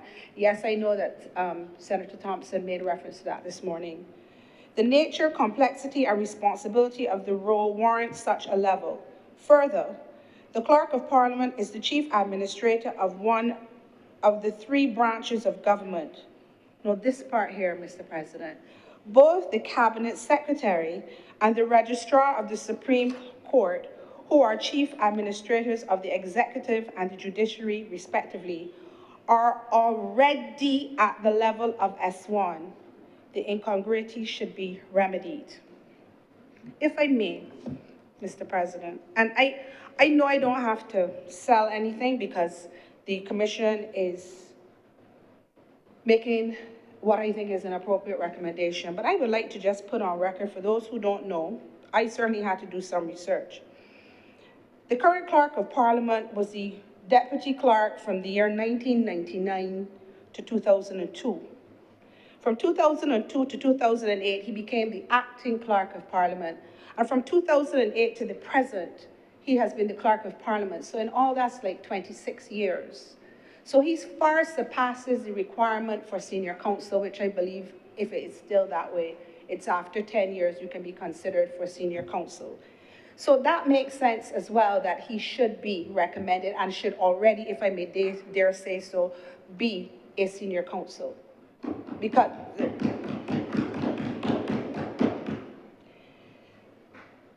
you will recall, I'm going to say you will recall, that at the opening ceremony at the recent 68th, I think it was, conference of the Commonwealth Parliamentary Association, the Secretary General of the CPA, Mr. Stephen Twigg, personally mentioned and called out the Clerk of Parliament for all of his work and all that he did for the conference and beyond and before that, because I have heard from other colleagues who've had the benefit of attending these CPA conferences overseas when they are allowed to travel, you know, those persons who have that privilege, that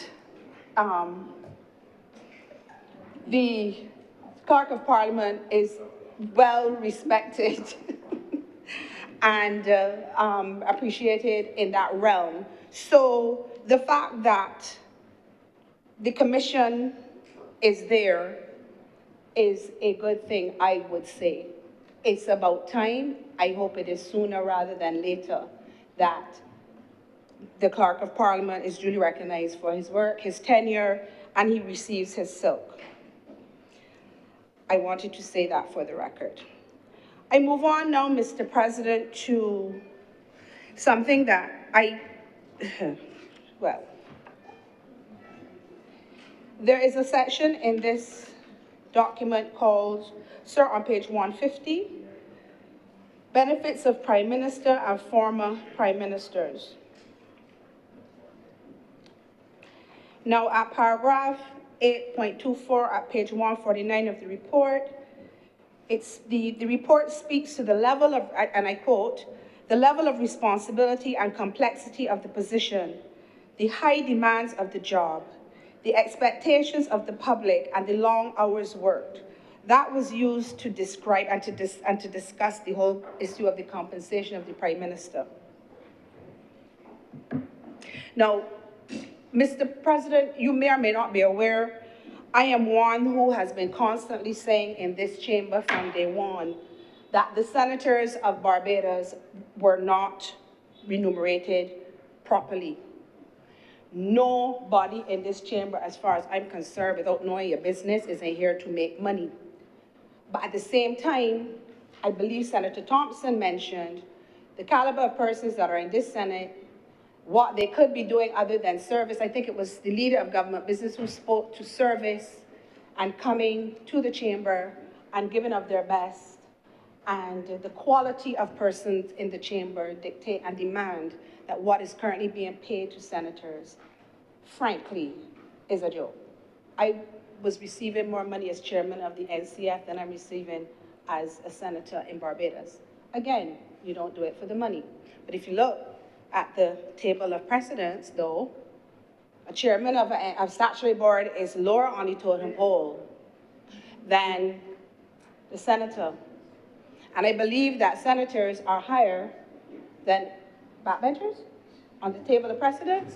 Now, all who know me from the first session, I've been talking about this. The fact that there has been recognition of the work of the senators and that there's going to be an increase if there's a an amendment to be named, I will take the Tate law. I can take it, because I was talking about it ever since, from day one. You cannot want people to govern and put them in a position where they cannot govern without being stressed. It's not fair, it's not reasonable. It is not fair, it's not, and we in here do not joke. When this government ready, you could get here at 11 o'clock in the morning, and it is only because we can't go to 3 o'clock in the morning that we stop. Well, not quite, but it is very possible to be here from 11 to 11. And we are not, we've done it. We have done it till my back gave out and I was out for 2 weeks. I have a cushion, sir. We have done it. This chamber works, and I heard you, Madam Deputy President, make reference to the fact, and I was quite chuffed about it. We sent back legislation to the House this morning, So, and it's not to be belligerent and to be difficult and to be obnoxious, it's because if it won't send it back, it won't send it back. That's what we're supposed to do, that's what we do. We are the upper house. The mindset of our people has to get beyond you're not paying for governance. I have said it before.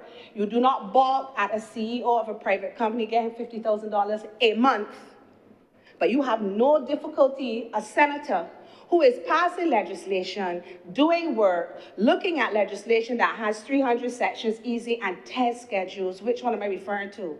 Okay. LIS, how long was that? And it was still repeated, we had to do it again. Mr. President, we have to get past that little myopic foolishness. We are governing, and to be quite frank, you have to put your legislators in a position where, and I'm not by any stretch of the imagination suggesting that this will happen, but you have to take temptation away from people. You have to make it okay for them to serve, mind their families, and help constituents, and still be able not to have to borrow money to go to St. Lucia for a week. It is not making sense. So this looks like it's a good start, and I am happy to see that finally it is somewhere written, senators are for real, especially the last 2 sessions, if I may say so myself. Okay. The other thing we have to check for and don't have a problem with, and stop talking about how much money people make. I would like to know how much money this is that everybody's talking about. I think the challenge is that we've had real people. So, we had a prime minister. Let me put on my glasses. The late Prime Minister of Barbados, the late Professor, the Right Honorable Owen Seymour Arthur. It was not unusual to see that man shopping in Supercenter with Mr. John Williams. That was a thing. That was normal. And Supercenter, and it was, and that was not, and he putting his hand to the shelf. It was a nice, so he was just pushing each other walking. He was part of the process. Yet, I remember when we did the tribute for the late Sir Lloyd, and Senator Thompson shared with us that she had to intervene on his behalf with some type of traffic parking issue. A former prime minister, yeah, not you, don't, oh, sorry, who recording? Yeah, you, were you it? Yeah, okay, sir. So I am happy to see that the Commission has made provision not only for Prime Minister, but former Prime Ministers. You can't be butting about if you had the awesome responsibility. I don't mean awesome as in fabulous, awesome, big enough responsibility of governing a country. And considerable, okay, there's my English lesson for the afternoon. And not only governing, but sacrificing, somebody used that word today, I think it was Senator Cummings, your time, your family. She said she cried. And funny enough, I related. Because you're frightened, you don't know, and she really didn't know. Because if she knew, she would have said no, or maybe not. So, you have to allow for persons, and the thing is, nobody is saying, if I don't get it, I'm not gonna serve. They're serving anyway. Respect people. So I understand why there would be a provision, and I commend the commission. I don't know if it's everything. I heard what Senator Maynard said, that they might need to look at some areas with persons who don't have spouse, who don't have children, but may have another significant member of the family that might need assistance, and they may need to look at that. I get that, and I hope that that happens. Benefits of Prime Minister and former Prime Ministers. And the references, sir, medical insurance, I am quoting from page 150, out-of-pocket health expenses, and I'm just referring to the broad headings. And the former Prime Ministers are to get pension benefits, spouse's pension, and I would dare say they could perhaps look at something else rather than just spouse. Security, medical expenses, research assistant, vehicle, and police orderly.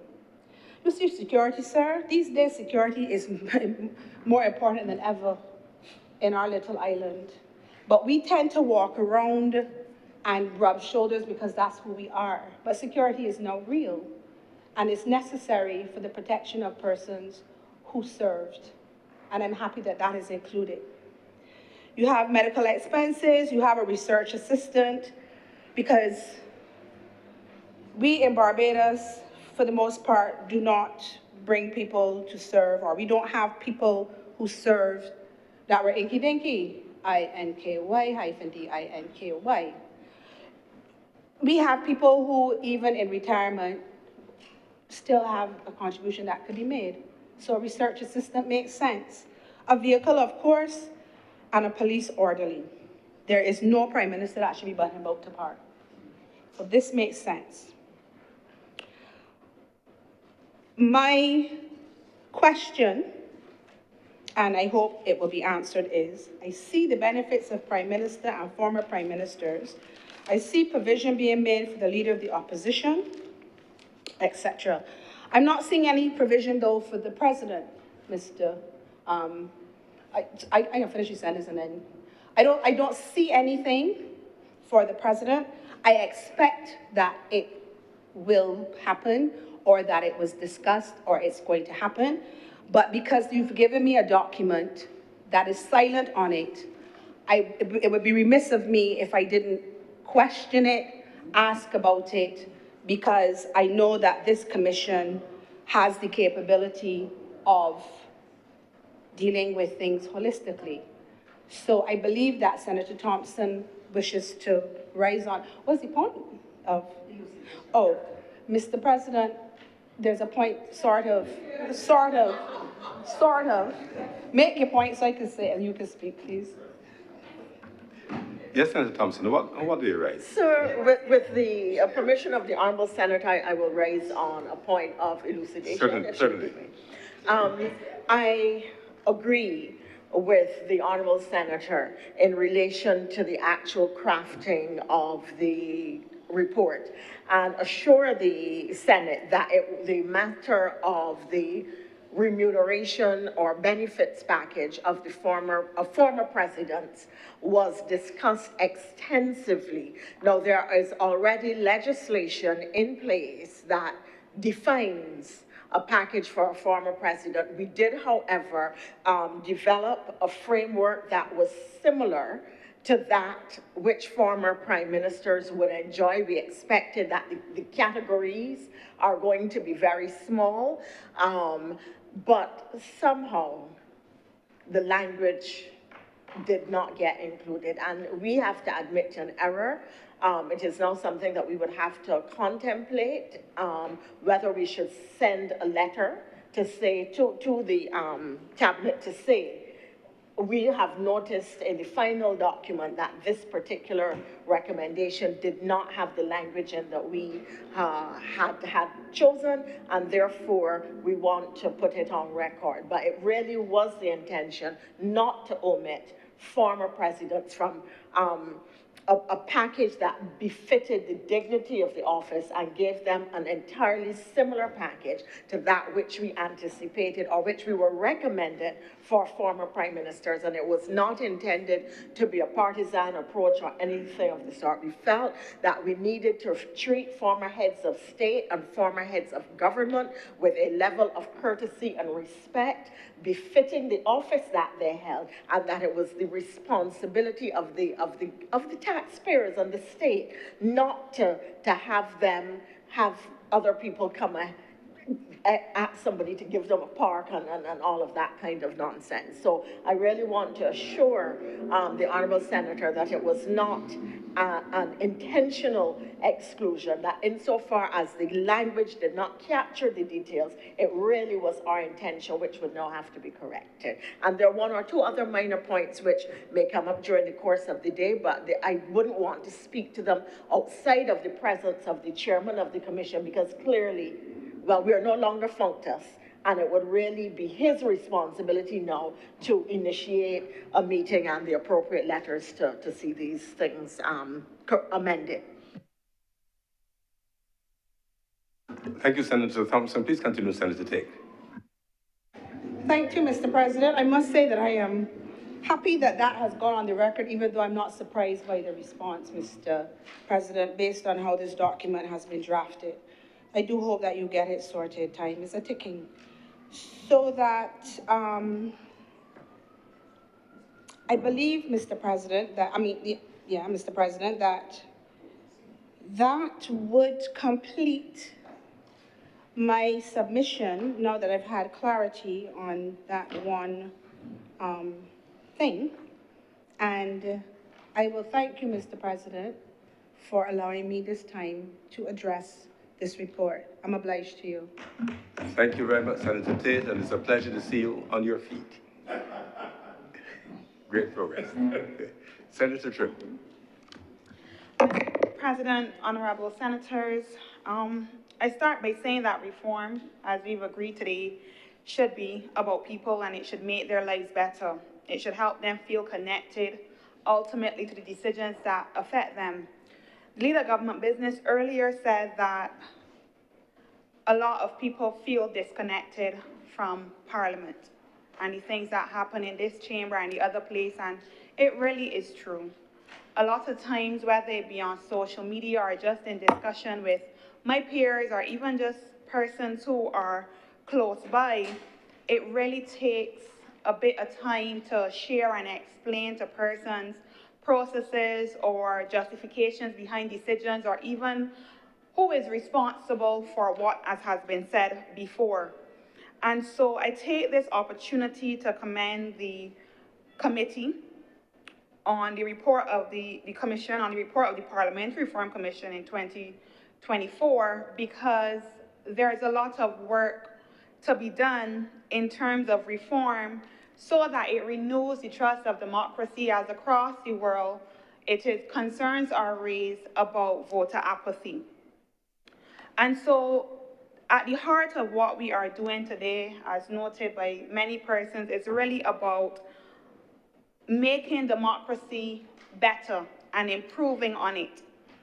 And so one of the things I want to touch on, and indeed what I will touch on entirely, is shaping a democracy that is inclusive by design, because as I went through the report, that is what I saw come out in many instances. I felt like there was a promise that we were trying to bring it a lot closer to persons, and that we were trying to welcome more voices into democracy in a system that traditionally, based on our colonial past, has in many ways said that only few should speak. When we achieved universal adult suffrage in 1951, it changed the lives of persons, ordinary men and women, who had never been asked what they wanted, who, because there were legal barriers that separated them from power. And so it belonged not just to property owners or to capital, but it belonged to workers and laborers, the backbone of the Barbadian economy. And so it really opened the doors of democracy for everybody. But it did not stop there, and suffrage had to be only the beginning, because a vote does not automatically mean that people feel as if they are being heard and being listened to. And so today, many persons still try to place themselves within the conversations that we have to figure out if we really know what their lives look like. The leader of government business mentioned that many persons speak about persons in this chamber and the other place without any knowledge or regard for where we've come from, who we are, what we do, and why we are here. And so when people do not see themselves reflected in power, it becomes harder for them to trust, to believe in the system, and it should concern us, not because, as some might try to have you believe, that our democracy is failing, but because it means that we are ready to evolve. As a post-colonial society, systems didn't simply disappear because we raised the broken trident. It requires something a lot more purposeful and intentional. And so parliamentary reform is not just about technical amendments. It is a national opportunity to bring power closer to the average Barbadian. And so on the scale of the consultations that were allowed and that presented Barbadians with a chance to give feedback, to share, to give recommendations, and to be involved in the process, there should be so much commendation for that. And so every Barbadian must know that Parliament is not simply about laws and lofty ideas, but really for them. There are a couple of things that stood out to me, and I think it's really only 4. One of that was the office of the chaplain. And there were calls for it to be abolished, but the commission in the report noted that the role should remain. And the reality is that faith, regardless of what you believe, grounds us. However, the commission also noted that the chaplain has been from traditionally established Christian denominations. And while this may never have been intended to exclude, ultimately, that is what it has done.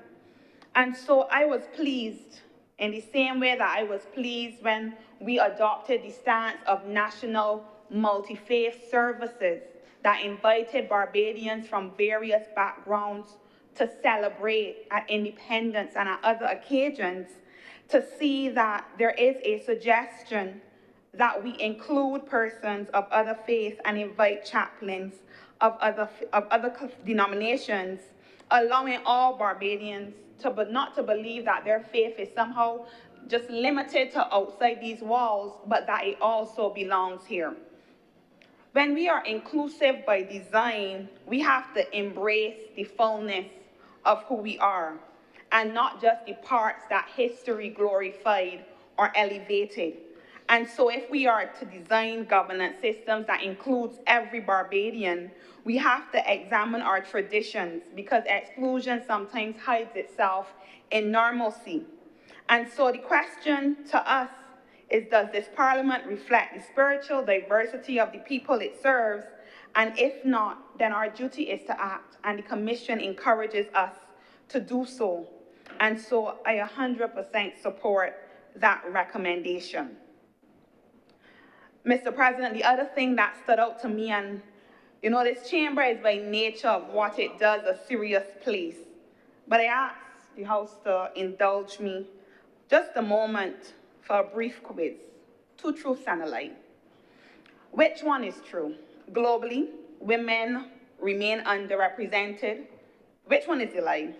Globally, women remain underrepresented in political leadership. In Barbados, women make up more than half our population. And with a female prime minister, deputy prime minister, and director of public prosecutions, we have achieved gender equality. We have achieved gender equality in political leadership. And the reality is that representation, while at the top is symbolic, it has not translated to parity all across the system. At present, there are 8 women, if I count correctly, in the lower house, and of 30, and 7 in the Senate, with none sitting on the opposition benches, I wish to note.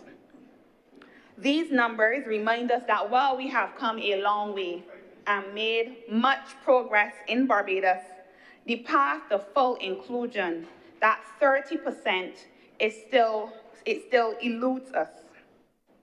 And the truth, therefore, is that women remain underrepresented in the nation's decision-making spaces, not because they are unwilling or unable to lead, but because the system still carries traces of a past not designed with them in mind. And oftentimes when you have this conversation, persons poo-poo it does not exist, it is not true, and those different things. But this is also the truth. Women lead in so many different areas. They hold families together. I've said that in previous debate. They support our children's education, care for elders, and they're often the backbones of our political parties working tirelessly behind the scenes. But oftentimes, we see much less women offered as candidates in elections than we see men, and even less elected to serve. And so, one of the things that pops up when we do political programming with one of the NGOs I work with and we speak to women in politics are concerns about things like how they are viewed, the skepticism, the judgment, and the scrutiny. We know that in 2018, the question was, are we even ready for a female prime minister? They're also held to higher standards and measured by harsher rules. Politics, which we often describe as a dirty game by the general public and other persons, becomes unforgiving for women. Their appearance is dissected, tone is analyzed. Am I smiling enough? Am I kind enough? Are my clothes loose enough? Are they too tight? Do I dress up too much? Is my hair well kept? The list goes on and on and on. Their private lives are pried open and dissected in public. In some instances, we've had people refer to whether or not the woman has children or can bear children, as if motherhood is some qualification for public life or to have a right to speak. And the reality is that oftentimes, our male counterparts are not held to the same standard. And because we know that women are the head of the households in many instances, single parents, taking care of parents, all of these different things, many of them ought not to enter the game because it requires too much of them personally. It requires that their children be questioned because every misstep is magnified, every success diminished.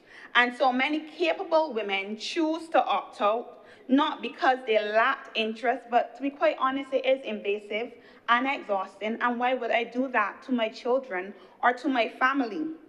And so these are the kind of things that they consider. And these are not official barriers. They're not written in stone, set in law, but because of traditional biases, gender stereotypes, and culture, we find it to be consistent. And these kind of things oftentimes make women feel like politics, elective politics, and serving at the fore is not for them. And this is why the Commission's recommendation on gender norms forces us to confront not whether or not women can lead, because we already demonstrate that we can, but whether or not our structures and systems have evolved enough to let us lead in this place. And being inclusive by design means looking honestly at our systems and admitting that equal opportunity on paper does not always produce equal participation in practice. And it means asking the hard questions, particularly of political parties, about how we recruit candidates, how we mentor emerging leaders, and how we define what leadership looks like. I believe strongly that political parties have a responsibility to reflect the people they seek to represent. And therefore, no political party in Barbados, the reality is, should struggle to find women to field as candidates to contest elections. Not in a country where we know that women excel and do so and without limitation across every sector. The question is not whether the talent exists, It is whether or not political parties are interested in honing and engaging with this talent. It is also not enough to place women in seats or field them as candidates in seats where you know they will lose.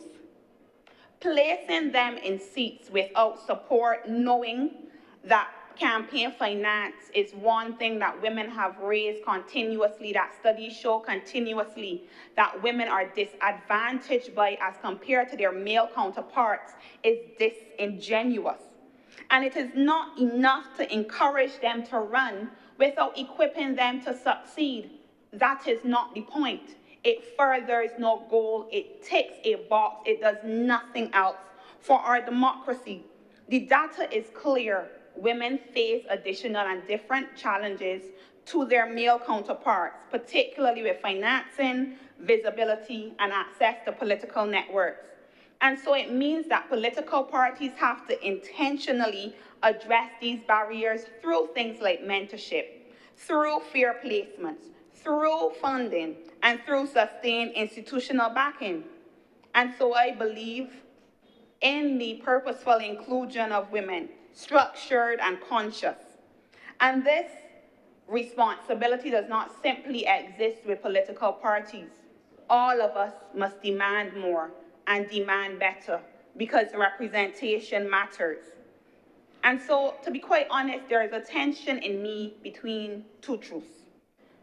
The need for systemic interventions to move the needle forward, and the reality that maybe there is a need for organic leadership. And so I stand torn in the direction of progress, because what is worse, acting intentionally to include women or waiting for a system built long ago to finally make space for women? And so while I believe fully that women stand on their own merit and that there are enough women in Barbados to offer themselves as candidates, I equally believe and understand why quotas are proposed and supported. And this is not the first country for quotas to be proposed in. They've been implemented in other jurisdictions with success, and we see the success. And so I wish when we think about quotas to recognize quotas as a bridge and not the final destination. The idea that we do not currently have the culture, I should say, of inclusion in a meaningful way in many spaces. And I don't believe that it should simply be left to the whims and fancies of any one person or any few people. And so it requires us to intentionally act, and once again, inclusion by design, because history has shown us that sometimes progress does not happen on its own, but it requires us to actually implement it into our structures. And so we know that when women's perspectives are added and they shape laws, we see better and possibly smarter social policy. Mr. President, as we reflect on what inclusive governance means, gender is not all. And so when we talk about political parties as the primary engine of our democracy, it is also important to consider young people, our elders, persons with disabilities, and urban communities alike. I believe that we have and we've seen an active effort to create a more inclusive society. And so it's not enough for persons to have access to the polls, but not access to the process. And it's not enough for them to be able to vote, but not be engaged in platforms and campaigns and institutions where ideas are shaped and policy is made. And I go back to the fact that I have seen time and time again in recent that they are being included. But I also wonder, how far are we willing to go, and can we go to ensure it's not just a one-off thing, and in this instance? The other thing is that we have to confront an uncomfortable contradiction that we have. The way our laws and traditions simultaneously empower and limit our young people.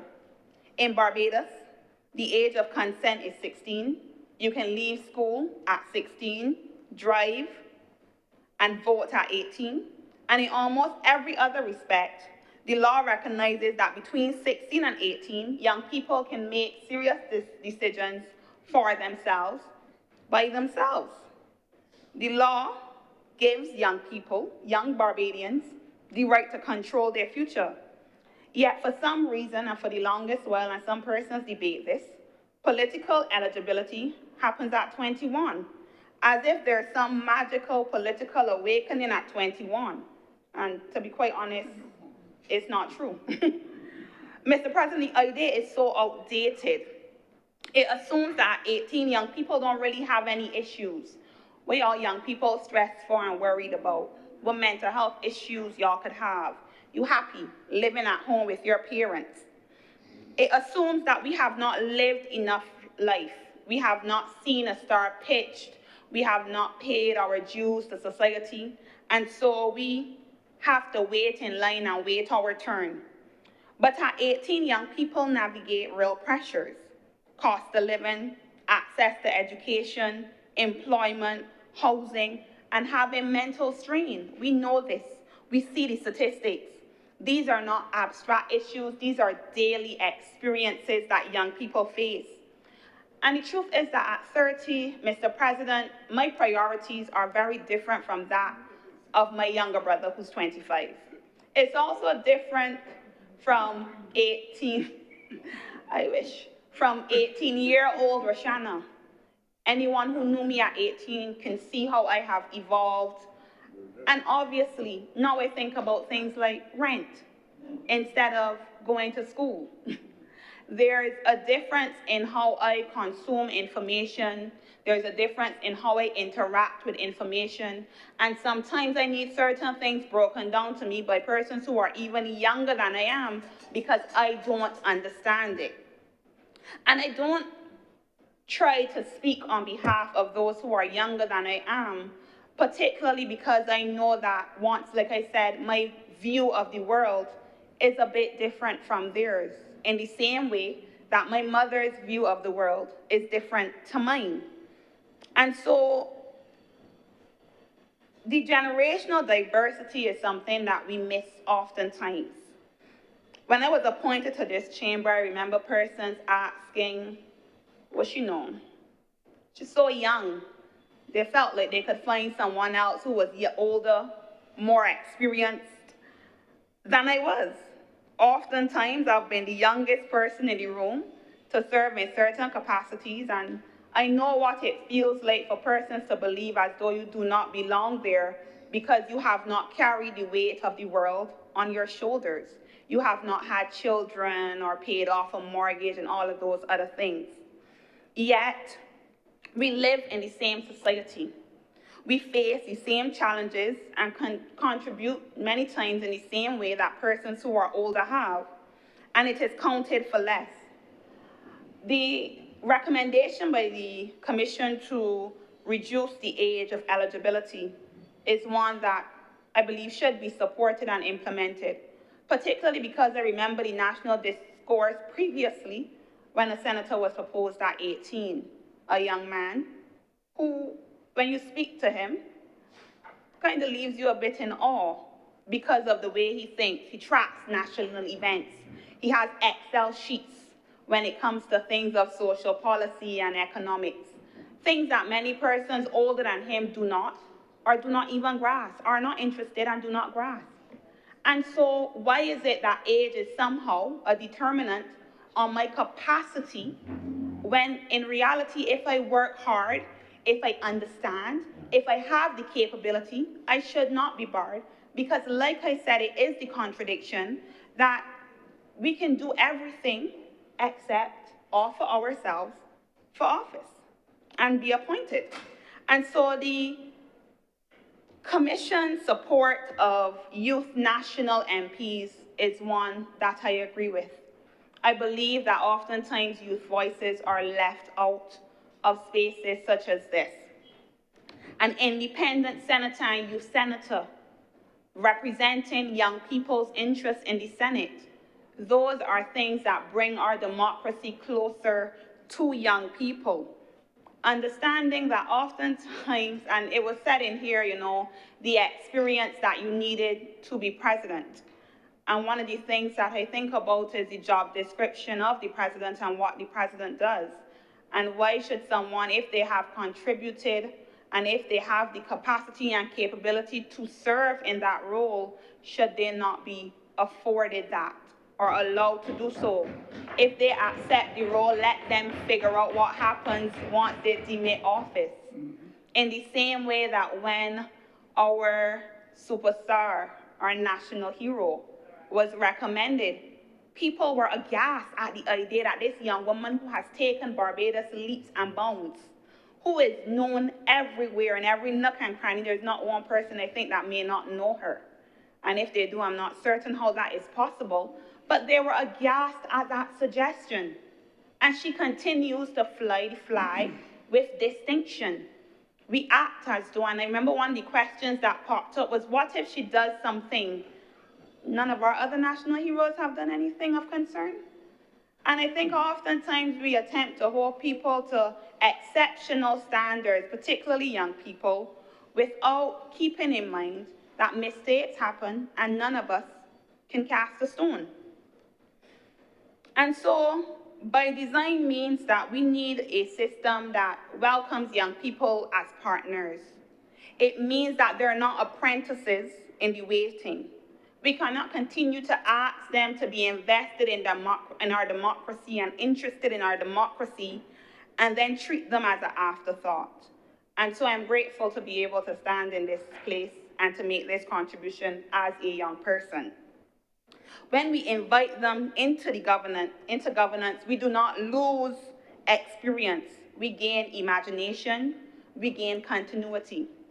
For example, Mr. President, when you go to drive, the driver does not sit in the driver's seat. The instructor for the entire time, he sits on the passenger side and allows for you to take the wheel and to get that experience. And so this recommendation of the report does the same.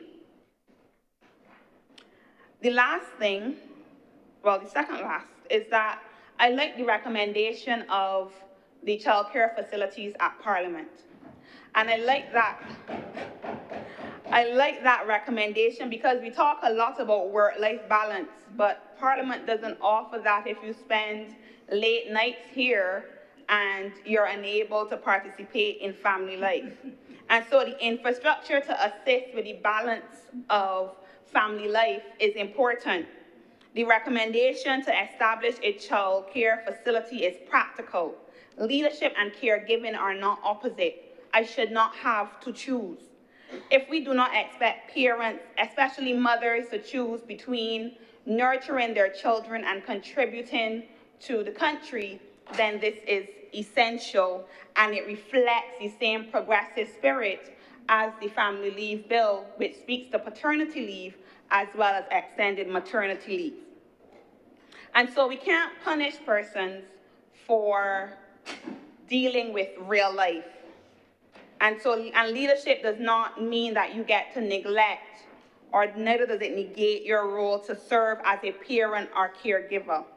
And if we are seeking diversity in governance, then parents should not be forced to step back because the system does not accommodate this or makes it more difficult on their children. The last thing I want to say is that continuously we've heard complaints or concern raised about the people of Barbados being asked to work longer and the extension of the retirement age. And so I want to support the increase of the pensionable age 60 as the National Insurance Scheme pensionable age for Barbadians stands at 67. This is different and it's inherited from a different time, but increasing it is in step with fairness. And it makes Barbadians feel that the same burden that they have been asked to carry, that those who are responsible for their democracy and those who lead will carry the same burden. If we expect, and if the public is expected to embrace longer working lives, in the name of sustainability, then leaders cannot be seen as exempt from the same principle.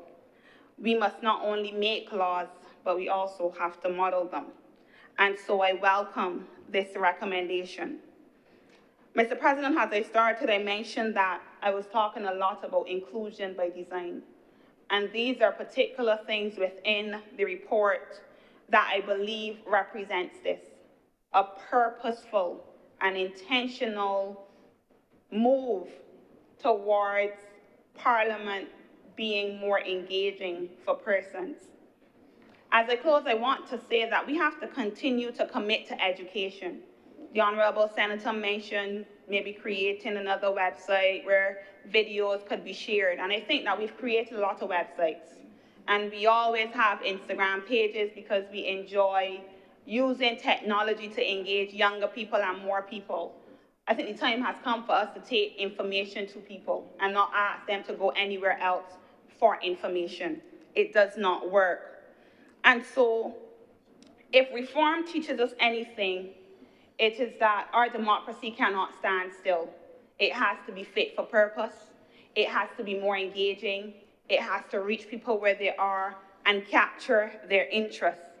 And so it allows for us to say who is missing when we look around, who may feel unseen and who may feel unheard, and ensure that people do not feel like that in Barbados anymore, because this is a Barbados for all. Thank you. Thank you very much, Senator Tripp. Speakers? Senator Paris. Thank you very much, Mr. President. I'd like to make a brief submission this evening on 2 points. And I will start first to speak about education training for parliamentarians. In 2003, I think that this training is important. In 2003, when I first came to the Senate, it was like, oh dear, what am I going to do? And I got training. It was no formal training. I know that the Clerk of Parliament, when we first come to the Senate, they give us a little session. But thankfully, on that occasion, I was guided by the late Dame Patricia Simmons. May she rest in peace. I often used some of the things that she taught me, and I'm able to share them with my colleagues, senators. So this training would expose new parliamentarians to how they are supposed to conduct themselves in this setting. It will tell them the difference between cabinet and the parliament. It gives them information that they can use, where they can go to get information.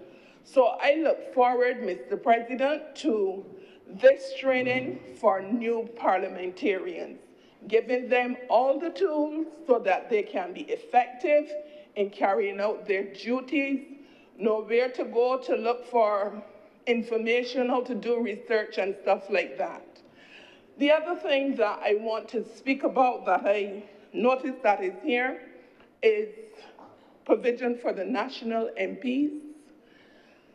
I am in favor, I support this for national MPs, because when a person from the community wants assistance, they do not have to think, well, I am going into a BLP office, or I'm going into a DLP, they might not give it to me.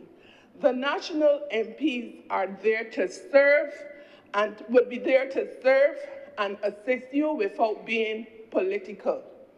It would also take some of the pressure off the parliamentarians. You are able to receive what you are in need of quickly, because the national MPs are there to serve you. So I want to say that I support these two, the national MPs and the training for new members of parliament. I want to also use this opportunity to congratulate and to thank the members of this commission for the hard work that they have done. Madam Deputy President, I thank you for your presentation this morning, and I think that you should be given the opportunity, you should volunteer your services to give this information to communities. I know you would do it in the churches, so I want to thank you very much for your hard work. Mr. President, I am obliged to you. Thank you very much, Senator Paris. Senator Dr. Mulroney. Thank you very much, Mr. President. I want to perhaps begin where Senator Paris ended by also as well congratulating all of the members of the PRC for their work. Mr. President, I believe that the work of the PRC and certainly the work ongoing in the Constitutional Reform Commission as well is work that is critical.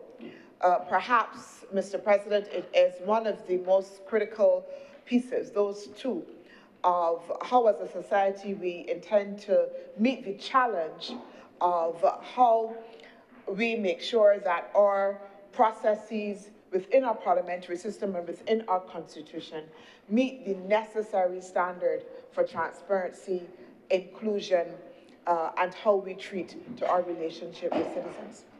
I also, Mr. President, want to reiterate the indication or the philosophical position that was taken by Madam Deputy President when she started her presentation, that we ought to couch the recommendations that are here and the discussion in a larger context, not just by themselves, they are important, but the overarching context that they stand as a critical,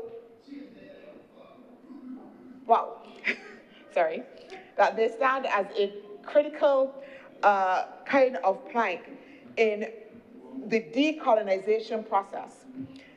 That as a country that is still relatively a new republic, that to have this nature of reform is part of that ongoing process as we continue to mature as a republic.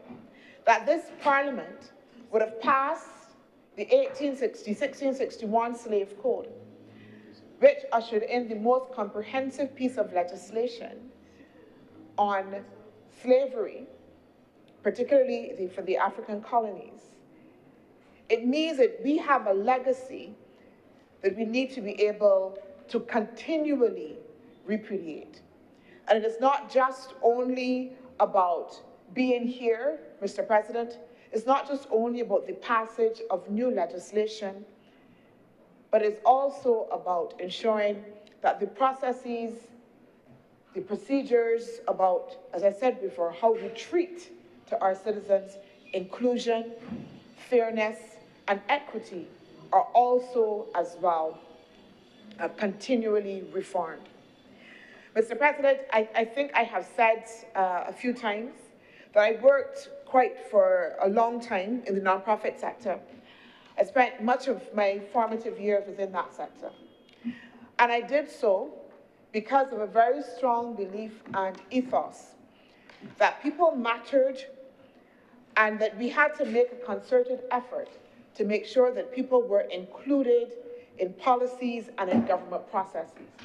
So, Mr. President, I say that I have been involved in leading quite a few. I can count them out. There's only on one hand, Mr. President, a number of what we would call demonstrations against governments of the day, and not political demonstrations, but demonstrations that were about saying to government that we needed a hearing, that people needed to be heard. I remember in St. Lucia, when we were negotiating the Economic Partnership Agreement, and we were able to bring about 5,000 people together, civil society, in the Derek Walcott Square from right across the region, in order not to demonstrate against the government, but to be able to say to those that were negotiating that agreement, that farmers, that women, we had farmers who took boats to get their women who came off their farms, etc., all to be there to be able to say that we need a listening ear and that there were important things that they wanted to see attended to. And very often, Mr. President, the political process needs to do better at ensuring that people and ordinary people are able to influence processes and that they feel like they're being heard. So that even outside of the political representation, we have to continually strive to have a process in which people themselves directly feel that they can have that level of interface and that there's some level of accountability. And I want to again congratulate the Commission for this work, because certainly, as Madam Deputy President would have spoken to, I believe that the recommendations around the question times are extremely important and extremely critical. And certainly I endorse all of them, Mr. President. I heard the concern around whether certain aspects can overwhelm the system, and I say let it overwhelm. I say that without apology, because again, I go back to that base principle that people have to be heard, and that we have to make as many opportunities as we can for people to be heard. I note that within the recommendations, that yes, we have to work out the structure, we have to make sure that they're done in appropriate ways, but I believe that we need to be able to stretch ourselves and have the necessary protocols. The issue of parliamentary reform, Mr. President, is not new. Academic debate has been rife around this issue.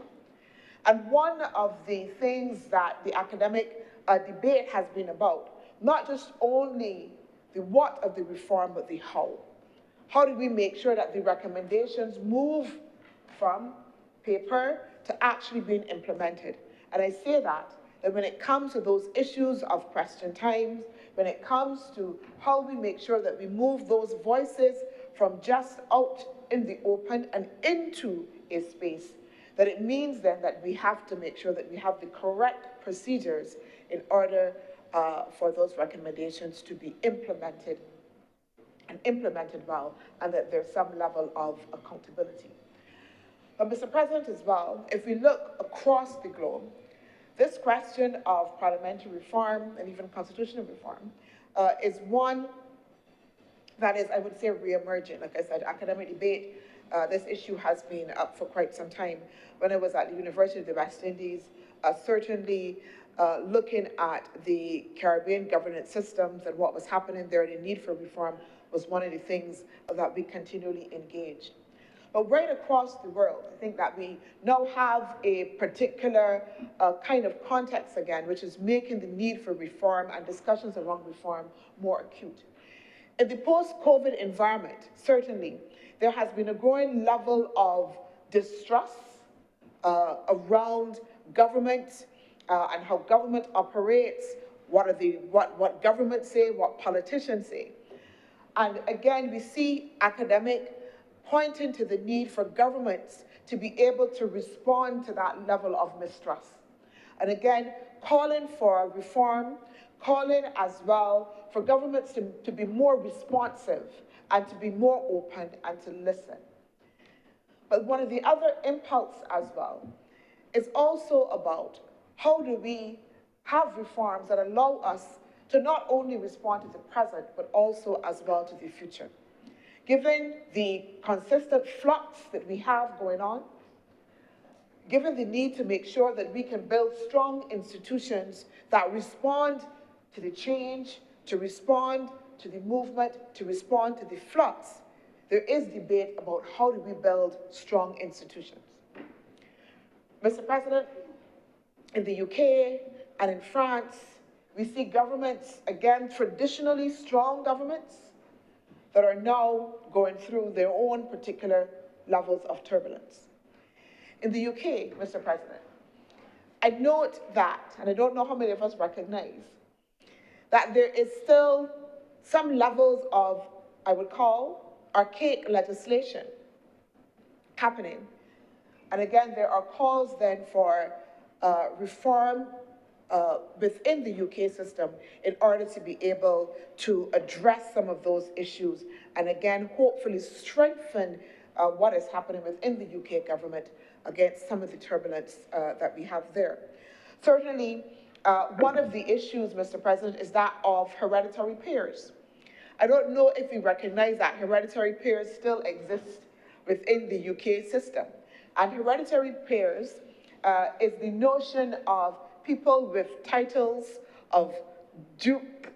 Mr. President, I read those classic books, and you have all of these fancy titles that you, and I think there's what was it, Bridgerton? That everybody loves so much. I would have brought back some of that, and the dukes and the earls and all of those things. Mr. President, those still exist within the UK system. It was only in 2024 that we saw the passage of legislation to actually move the notion of hereditary peers, people who based on their titles could actually still sit and vote in the House of Lords. And again, large movements around how does the UK ensure that, again, as a modern democracy, respond and deal with some of those traditional and archaic procedures within its system.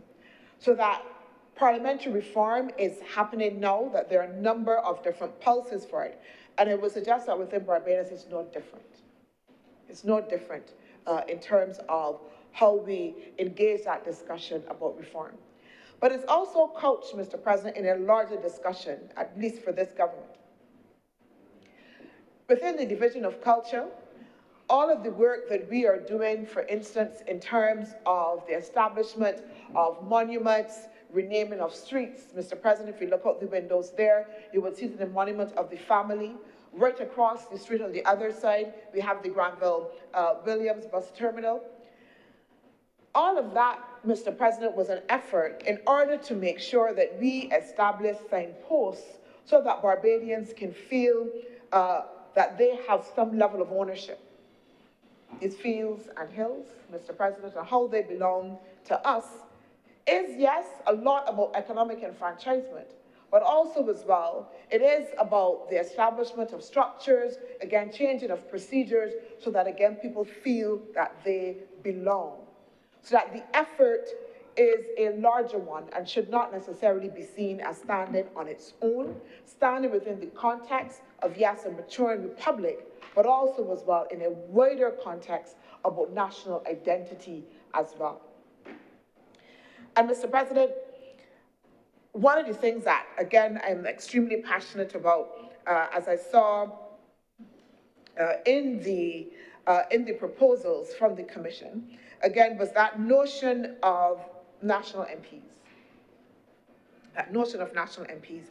And I note, as we've reflected on, that this might be an issue for which, there's much debate and consternation because, again, change is hard. But there are a number of jurisdictions that have undertaken this notion of national MPs, and it arises, again, as we've heard, around the need to make sure, again, that we are as inclusive as possible. Mr. President, again, when I was elected to the University of the West Indies, there are so many, Mr. President, bright, I'm not just bright in terms of academics, but people who have so much to say and so much to give to Barbados. But very often they don't want to be involved in the political process itself. And so we are losing out on those persons who can add, and those persons not only within the University of the West Indies, Mr. President, but those persons right across Barbados in different sectors who can add to the debate, who can add to the discussion, who have much to say, who can broaden representation. And the notion of the national MPs allows us to be able to do just that, to take advantage of those persons who perhaps are not good or don't see themselves as being good, don't want to get involved in the cut and thrust of the political process, again, but who can still offer much to the national development and to voice and to representation. And I think that primarily, that is what that notion of national MPs is about, broadening the base. And even as we attempt to debate and discuss how it will happen and how it will shape up, I'm hoping, Mr. President, that as we do so, that it makes space for what I've heard across the table for this afternoon, for different cross-sections of Barbadians to be heard and to be included. Mr. President, I can see national MPs being representative of the Rastafarian groups who have a loud voice and much to say as well. That we, again, can see this is another avenue for women to be involved, depending on how we devise, how we select those national MPs. So again, that we broaden representation for those groups that might be missing right now within this space, Mr. President. And Mr. President, just as I am passionate about that notion of the national MPs, I'm also passionate about the notion of the right of recall. It was a little bit disappointing for me, Mr. President, that the Commission did not go further with this notion of the right of recall. It is not something, to be fair, there are a number, again, of jurisdictions that have done it. We have Mexico, we have Ecuador, we have the UK, some parts of Canada. It happens at provincial levels. It happens at different levels. People have created different caveats for it. For instance, in British Columbia, in Canada, you have to have 40% of the persons living within the area who want to be able to bring that petition for the right of recall. In some other jurisdictions, it is about whether or not the person has been convicted, whether or not the person is acting, Mr. President, in contrary to good faith and so on, so that we can build the necessary caveats about it, so that the fear of it being influenced either by fringe groups, etc., can be managed. But fundamentally, when you go across Barbados, Barbadians are asking for more accountability for those who put themselves up to serve them. And that right of recall to be able to say that the person that I have put my faith in no longer carries that faith for whatever reason, Mr. President, I believe is fundamental. Fundamental. And it is perhaps that stretch of where we need to go in keeping faith with our citizens, in making ourselves accountable, and being able to say to those very people, I don't have a problem. I don't have a problem if I don't have your faith anymore. And you're asking me to step aside, Mr. President. That's the ultimate. And that is perhaps also the ultimate in terms of accountability for us. That we know that the very people, again, that we attempt to serve can say to us, do better, do better. And I think, again, that this is one of the things, again, like I said, a little disappointed that we didn't have a broader recommendations around it and a deeper search for ways in which that we could attend to this. And this is also my similar sentiment, Mr. President, in relation to the issue of crossing of the floor. I depart, Mr. President, from Senator Maynard. I believe, again, that the very tenets of true democracy would suggest that the people who cross the floor, Mr. President, if you are elected, you campaign under a political party and a leader who in most instances would have carried you through that election, Mr. President, would have helped you secure that victory, Mr. President. And especially, Mr. President, if you are offering poor representation to your constituency, and then you cross the floor in the name of said constituency for which you have withdrawn your representation. It is an absolute flaw, Mr. President, in the democratic process. An absolute flaw in the democratic process. And again, one of those things that I believe that we fail to stretch ourselves in. Our history does not show, Mr. President, this is something that happens a lot. But we must have safeguards because, again, we're not making laws for now, we're making for the future. That we don't have people who will use the crossing of the floor in an opportunistic way. Opportunistic way, Mr. President, and again betray the trust of those persons who have elected them. Mr. President, I have some level of personal experience because the area that I am attempting to represent, that is what I hear on the ground from the said constituents. It is a feeling of absolute betrayal, Mr. President, that is personal for them. That the person who came in under a particular banner did not even have the decency to come back to them to say, listen, I have a difference, and therefore, but that you could simply get across the floor, but still represent said constituency.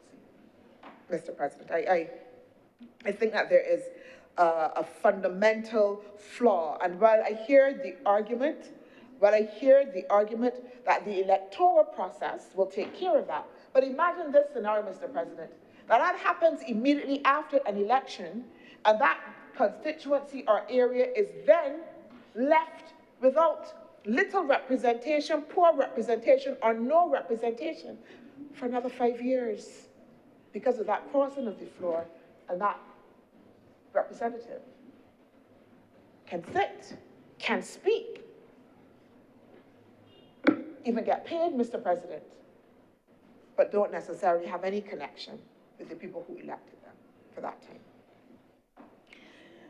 And I think this is what is one of the things, again, as a mature democracy that we then have to be able to contend with if we are to keep faith with our citizens, keep faith with that whole notion of democracy, parliamentary democracy, and so on as well.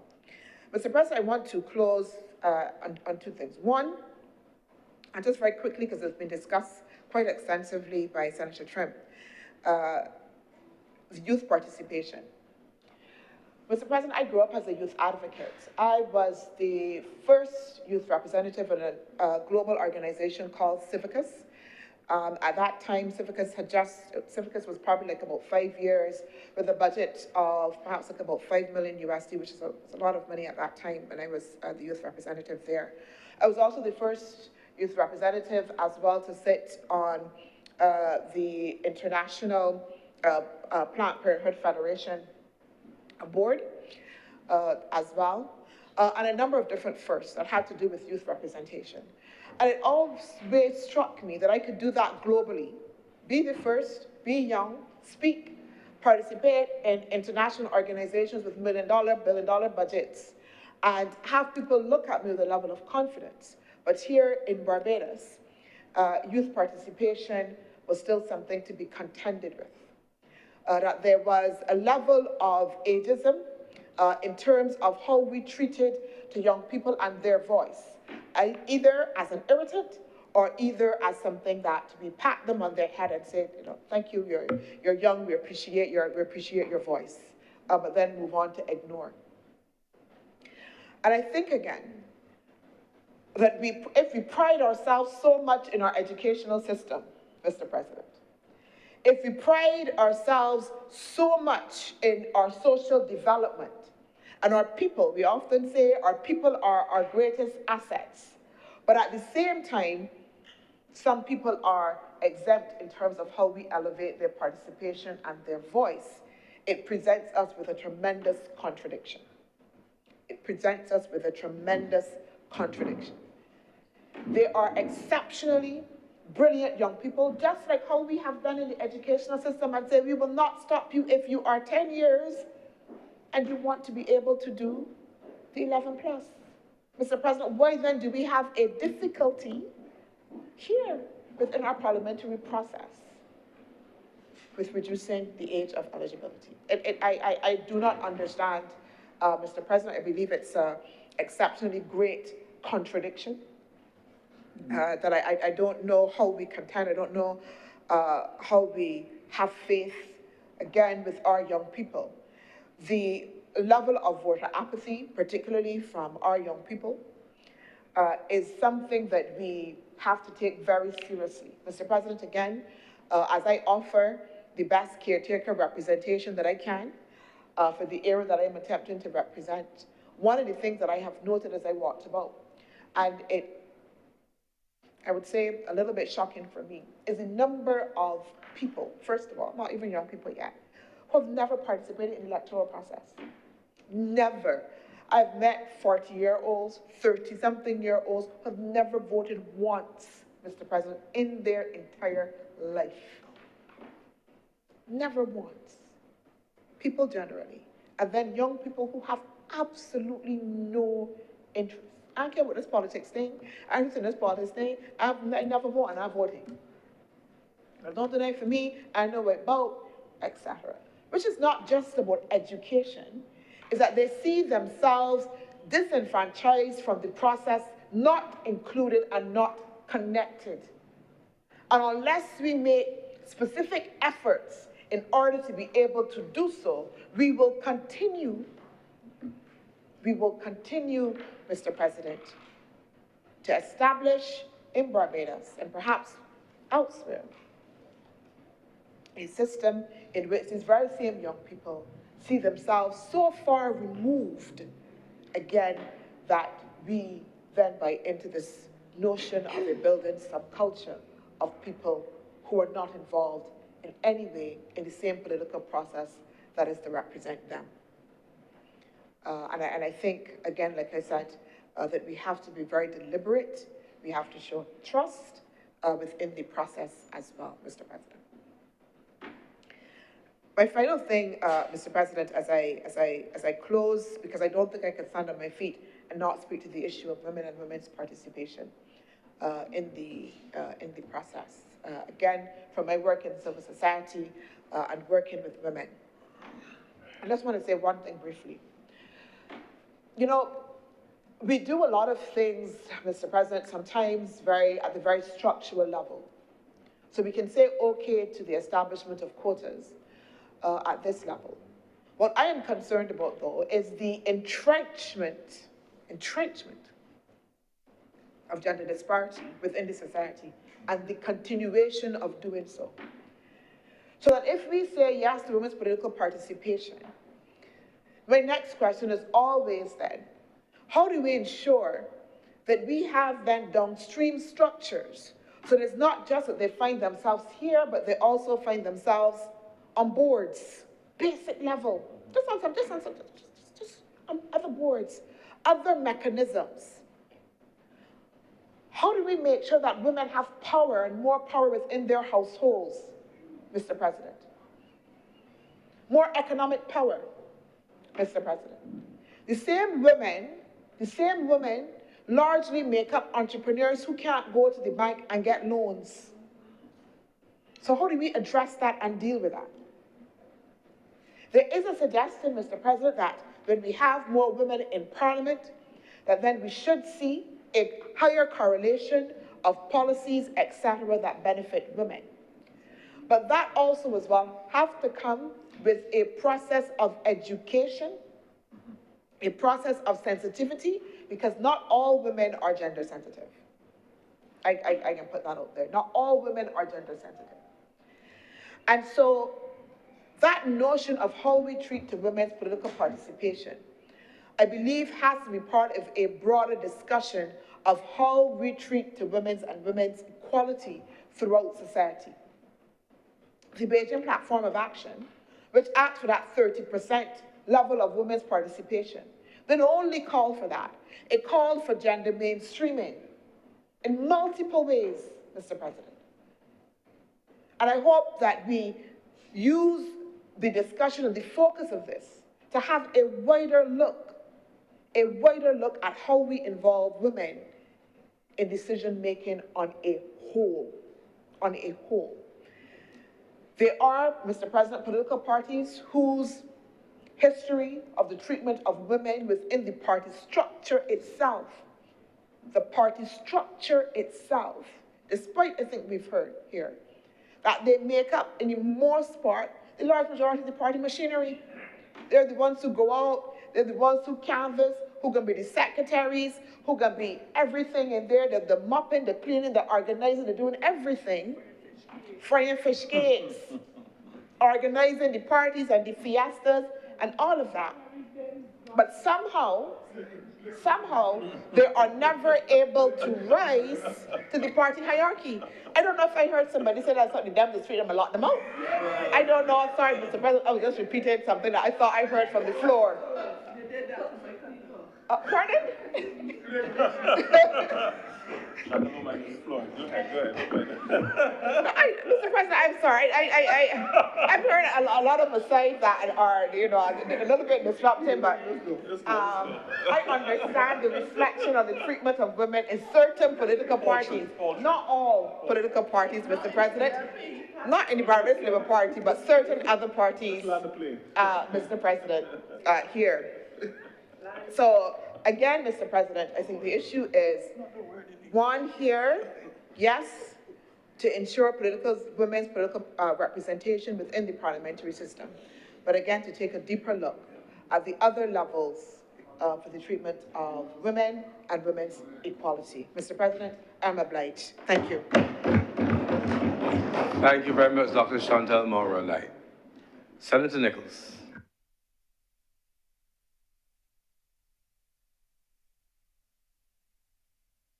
Mr. President, I'm indeed grateful for the opportunity to participate in a debate on the report of the Parliamentary Reform Commission.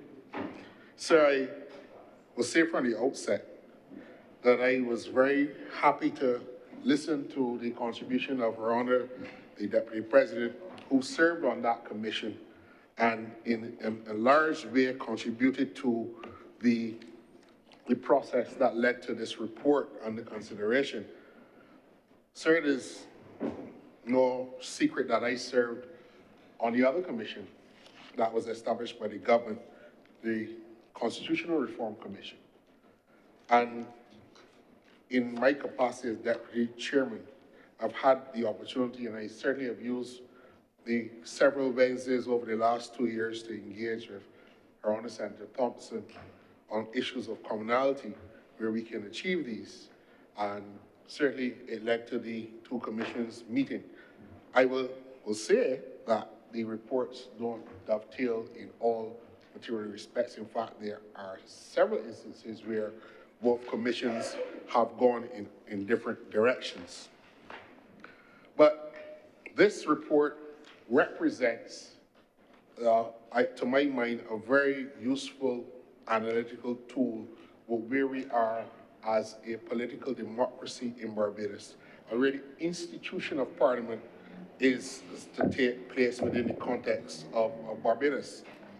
And sir, like the last senator who spoke, Senator Monroe, Dr. Monroe-Knight, I believe that the process of political reform, or I should say parliamentary reform, leading the whole process of political reform, has to be contextualized within the context of the republic that we now live in. This is the second parliament of our parliamentary republic, or the second Republican parliament. And it is not to be underscored, in my view, the role of parliamentary and parliamentary reform in that exercise. Sir, I want to say from the outset that there is a link between the process of emancipation, freedom, independence, and the future. There is a link. The process of liberation and freedom and the future is part of our journey as a people. And the Republic of Barbados is an affirmation and an embrace of that connection. And I want to distinguish myself from the point made by Senator Malu about the mace of Parliament. The mace is the symbol of the authority of the Parliament of Barbados. The mace carries not only the Latin inscriptions speaking about the imperial Britain that was, the representing and dominant ethos of the people who designed that as their mace, but it also carries the image of the crown.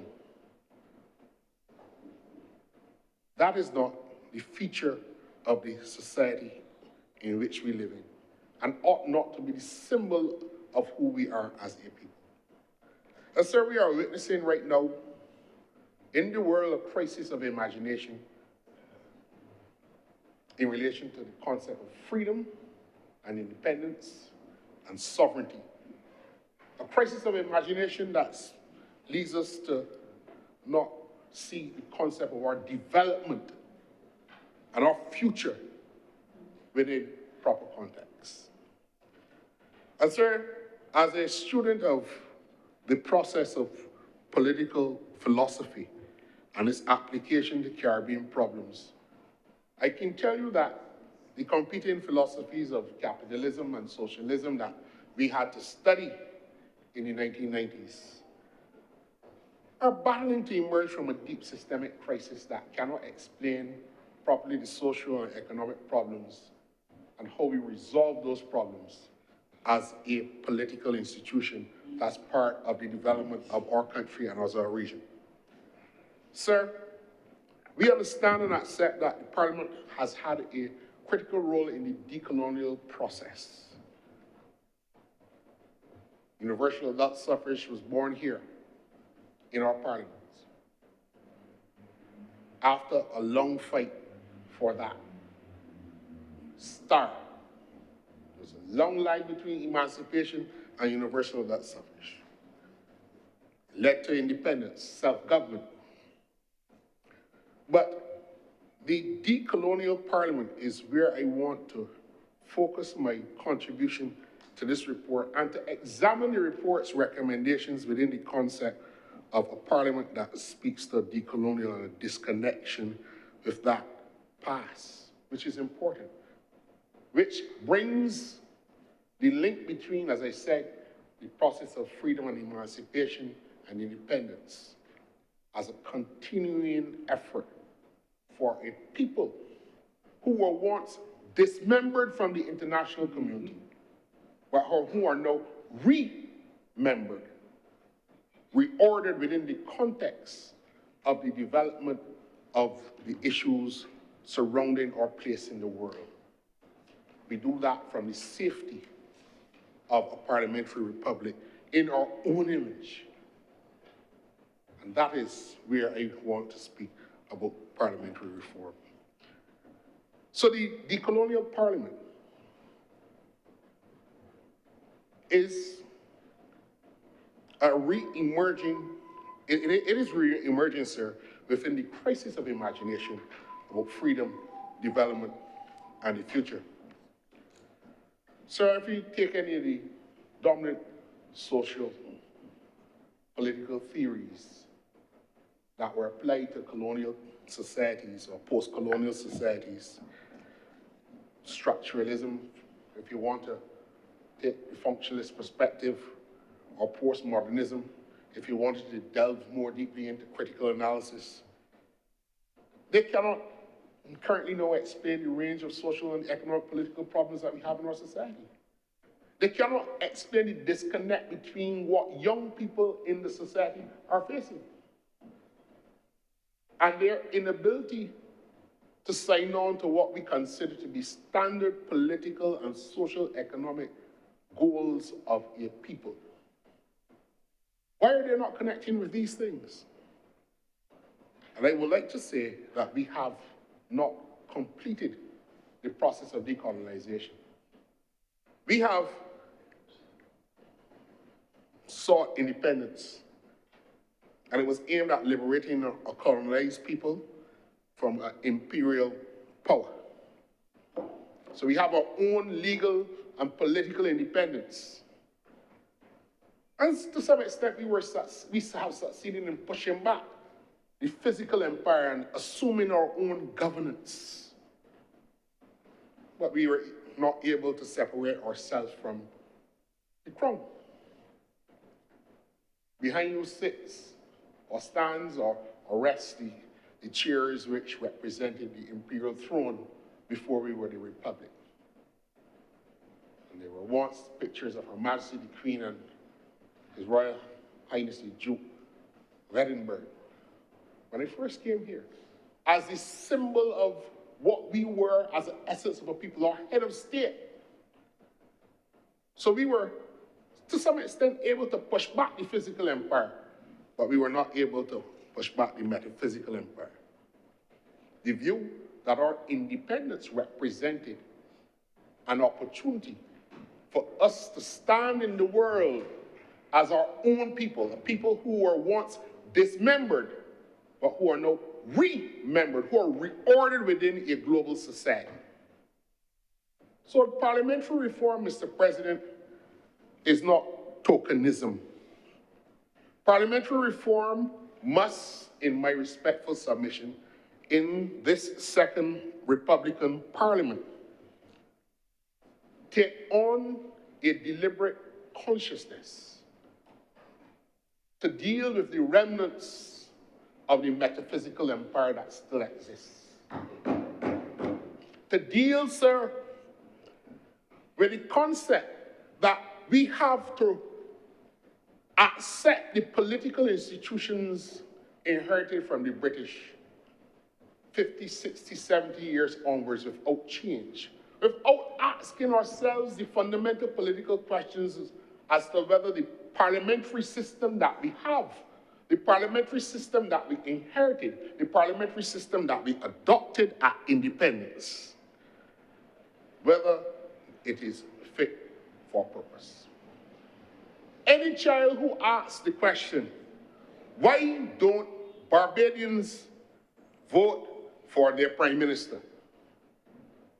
The only answer we can satisfactorily give them is that we have a political system that we inherited from the British, and that is how it is. But if we're speaking about the true parliamentary republic, if we're speaking about democracy in its truest sense, explain what appears to be a paradox. That the head of government, the government which is elected by the people of Barbados, the head of that government is not elected by the people. But we've adopted a political system and we have not questioned it. We have failed to examine Westminster, as we call it, and the promise of independence, that continuity that, as I said, started the process of freedom and liberation, universal that suffers independence, and as to whether that political system within the context of the times that we live in gives true effect to democratic sovereignty. I don't share the narrow view of independence, Mr. President, that just the mere taking down of the Union Jack and the raising of the trident represented the end of the journey. I don't share that view. My view is more akin to Sir Larry Constantine, who, in the essence of his autobiography, Cricket and I, speaking about cricket, and you know, sir, the metaphors that I will use in respect to cricket should not surprise anyone in the chamber. But he said in 1933, almost 100 years ago, cricket is the most glaring example of a black man being kept in his place. And that is the first thing we will have to change. So the basis of revolution and change in the social and political order in our society was started on the cricket field by one of the first great revolutionaries of the Caribbean social political order. Though not a politician in the Trinidad, in his native Trinidad, he was a politician in Britain. He spent in the House of Lords, the same House of Lords that was mentioned in this debate. But I want to broaden the political manifesto of the cricketers and people that followed him, like a man like Sir Frank Worrell, who should be a national hero of this country. But if he were to tell Barbadians his political philosophy on education, on nationalism, West Indian nationalism, and fighting the imperial power, using the very game that the English taught us, the very game from which colonial peoples were excluded. Because when he was playing for the West Indies in 1948, when he made his debut, he could not even vote in Barbados. But they represented a nation imagined, a people imagined, a colonial people, taking the colonial institutions and showing the world that we were people too. So I can't buy and subscribe to the view that 1966 represented the summit, the apex, the end of the political journey.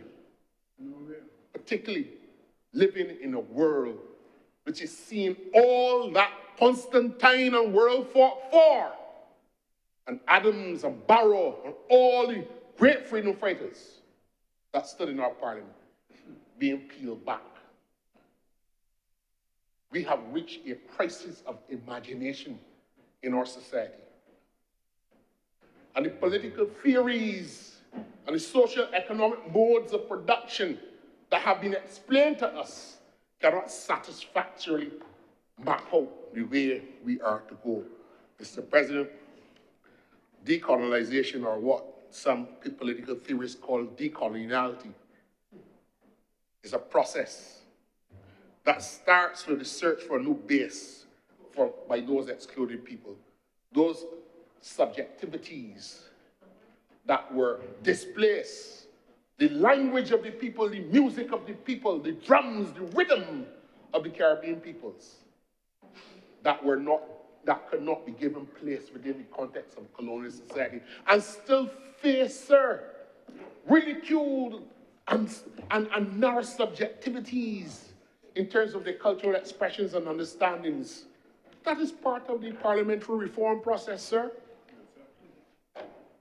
We must put Westminster under the microscope. And we must ask ourselves how in this parliamentary republic, a new stance, a new perch, a new way to look at the world, we can launch ourselves into a world that is more humane, that is more inclusive and responsive to the needs of our people. How can a dismembered people be remembered? How can they relaunch themselves into a world from non-being into a world of being? That is how I see the process of parliamentary reform. And sir, to my good friend Senator Malin, colonialism was not just an unfortunate episode. It was a global process of dismemberment. It was a process of domination. Colonialism was a process of control. It was a process of exploitation. The colonial mace has no place within a Republican Parliament. It is not just a question of trying to quiet the past. How can a dismembered people be remembered? At the center of the decolonial constitution is the remembered people. We have to be able now, through our political institutions, through our parliament, regain our voice, regain our land, not only our rights, R-I-G-H-T-S, but our R-I-T-E-S within the context of the society. Our knowledge, our people, our culture, and our power. So that, Mr. President, for those who think that this is a question of addressing and going down through the parliamentary processes and picking here we change not.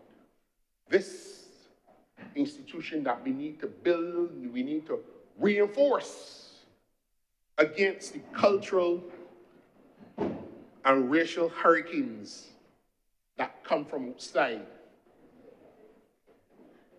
against the wedge issues that are meant to come down like tablets on stone and divide us on the basis of religion, on the basis of religious point of view and doctrinal point of view. These are the things that we need to guard against. You know, Mr. President, I heard the criticism today from the lone opposition spokesperson who is unsurprisingly not in his seat, that he would have hoped that we would have had a Republican Constitution before we had the Republic. Now, Mr. President, I've said this in serious places, in other places, that no serious thought leader in constitutional law anywhere in the world has questioned the Barbados Republic and the constitutional status that we adopted on November 30th, 2021. No serious scholar. I know that is not necessarily the view of the hundreds of constitutional experts who dominate the airwaves every day. But I would want to say that, in essence, we have had a Republican Constitution since 1966. And I will explain why. But I will also make the point, Mr. President, to say that we have not been able to satisfactorily explain the contradiction that in having a Republican Constitution, the head of our state was the British monarch sitting on a throne. And that laws passed by this democratically elected parliament, which we were so proud of, were passed by the Queen's most excellent majesty. And that the signature of the Governor General was a signature of her representative. So we've had that contradiction. That is not even a paradox, Mr. President, from 1966 to 2021.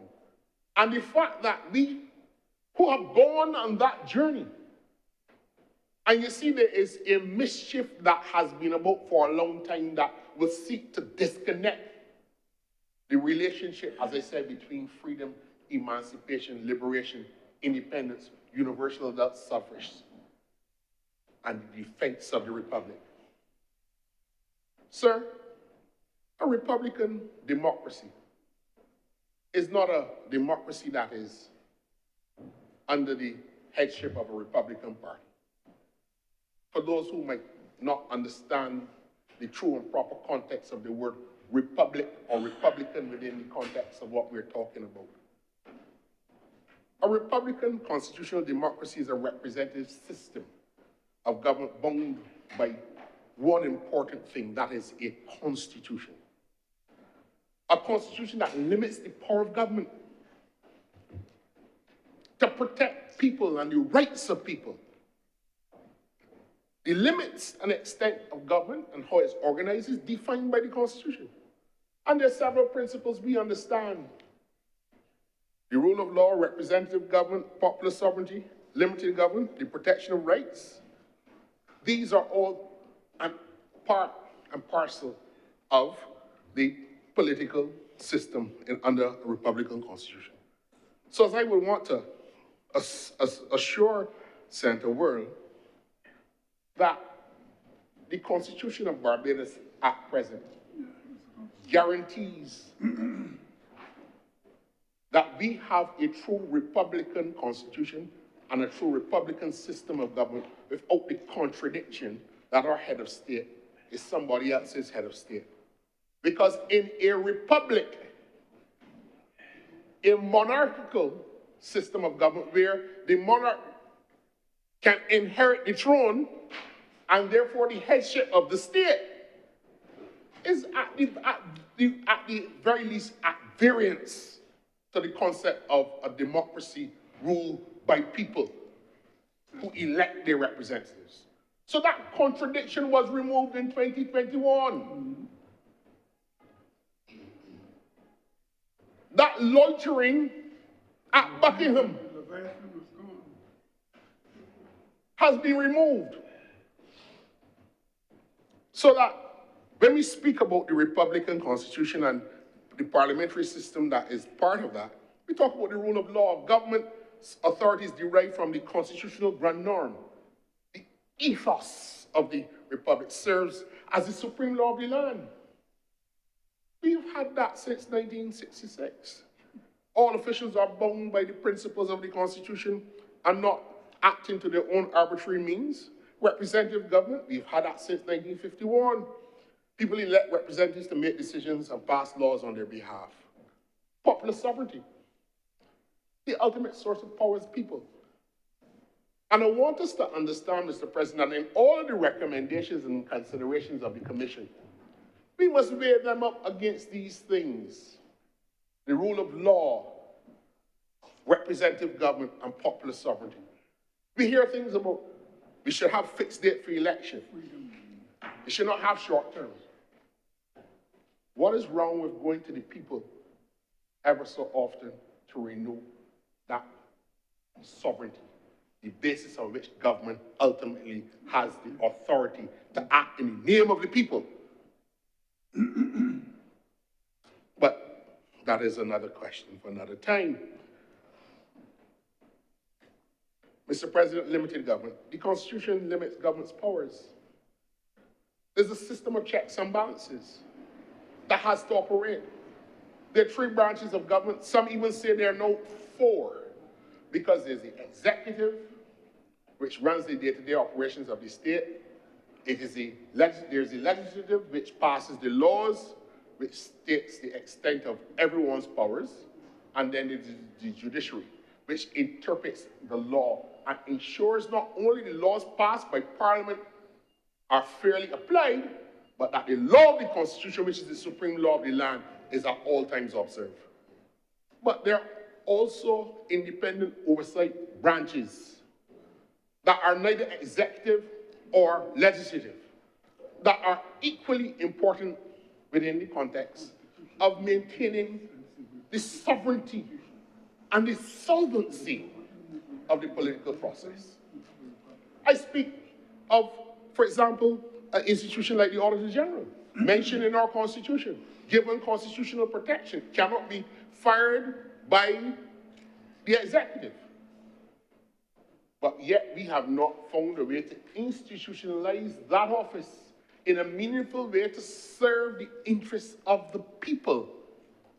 We hear complaints from that office that it cannot even find qualified people to come into the government service to do audit work, to deal with the several emanations of the state, which has grown larger and larger, because people will stay in the private sector and make more money.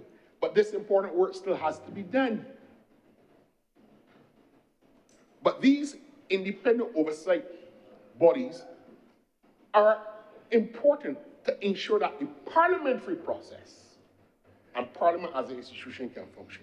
Now, sir, one of the things that I want to say here today is that I serve on the Public Accounts Committee representing this House, the Senate. It's over a year it has not met. Over a year it has not met. The leader of the opposition has refused to call a single meeting of the Public Accounts Committee in over a year. That is not good enough. He should not have that option. If it were up to me, we should have, in the process of parliamentary reform, elevated this institution by way of constitutional protection. Because right now, it is not a feature of the Constitution of Barbados. Its ethos originated in the Standing Orders of Parliament, and in 2003, by an act of Parliament, it was recreated as a parliamentary committee. Any government can come to office and abolish the Public Accounts Committee Act. But if we were to institutionalize it within the context of the Constitution of Barbados, Mr. President, it would mean that you would need a constitutional majority in order to interfere with it. But I also believe, Mr. President, that when we speak about popular sovereignty, and when we speak about the concept, Mr. President, of limited government, where there's a system of checks and balances, it is time that the Public Accounts Committee functions in a way that does not allow a politician to manipulate its processes. If you can't get your way in committee, you're calling a meeting, but this is not George Street. He cannot even get his opposition senator to nominate the other one as the deputy chairman. Sat mute. The independents on the committee didn't even run to his rescue. He bellowed and hollered hard. But this is what we have come to.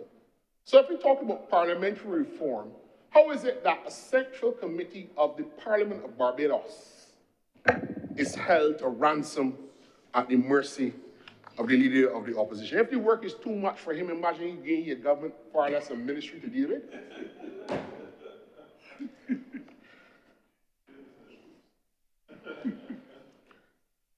Mr. President, a parliamentary republic also has to protect the will and the rights, not only of the majority, but of the minority. In essence, it is counter-majoritarian. So, in essence, I want to assure those people that when we talk about the reform of our parliament, we are not doing so constitutionally naked. It is clothed in essence within the context of a strong constitution. Now, sir, I alluded to the fact earlier that we label our political system a Westminster system.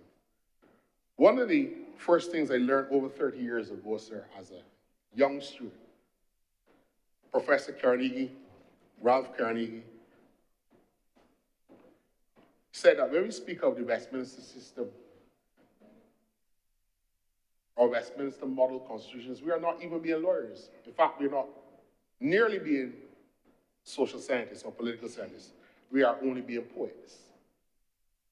Our system is not a Westminster system. We lack too many of the institutional structures that support Westminster. Large backbench, large parliamentary opposition, operation by way of conventions that are flexible, that can move to deal with systems. We have codified our conventions into constitutional order.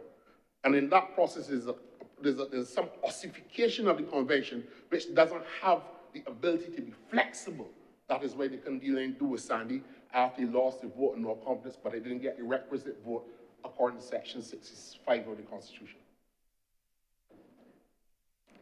Mr. President, I believe it's time for us to embrace the concept of full-time parliamentarians. This work that we do is not part-time.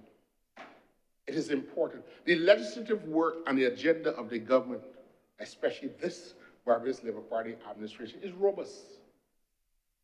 Mr. President, we need national MPs. Not every person who can contribute to the evaluation of public policy, the creation of public policy, and laws and debate resolutions should have to meet the popular contest of a specific enclave. But this society is mature enough to make a determination as to those persons who have intrinsic merit, value, and worth that can contribute to this national exercise of parliamentary work. Mr. President, I believe that the concept of national MPs is a good start coming from the Commission. We have to find a way to institutionalize that and to give a voice to those persons who themselves might not come through the political party process. Indeed, I feel that even if we were to elect the Senate, we reserve a space for those NGOs who are not affiliated to the political process, but who average Barbadians can vote and say, well, we want them to represent. Rather than saying arbitrarily business, religion, and trade unions, and leaving it to the head of state to pick the CMO persons that represent those institutions, but give the people a say. Examine the so-called Westminster system that you have, but in the context of securing and shoring up the democracy. ask ourselves the questions. Let us begin the discussion or continue the discussion started by this Parliamentary Reform Commission report 2024. It shouldn't go on the shelf. This should be an ongoing conversation as to how we build out the structure of our state. Alavi and others have said that we had a overdeveloped post-colonial state because we adopted a system that didn't match the level of economic activity in the society. But these are the central and important questions that this report begs us to consider, Mr. President.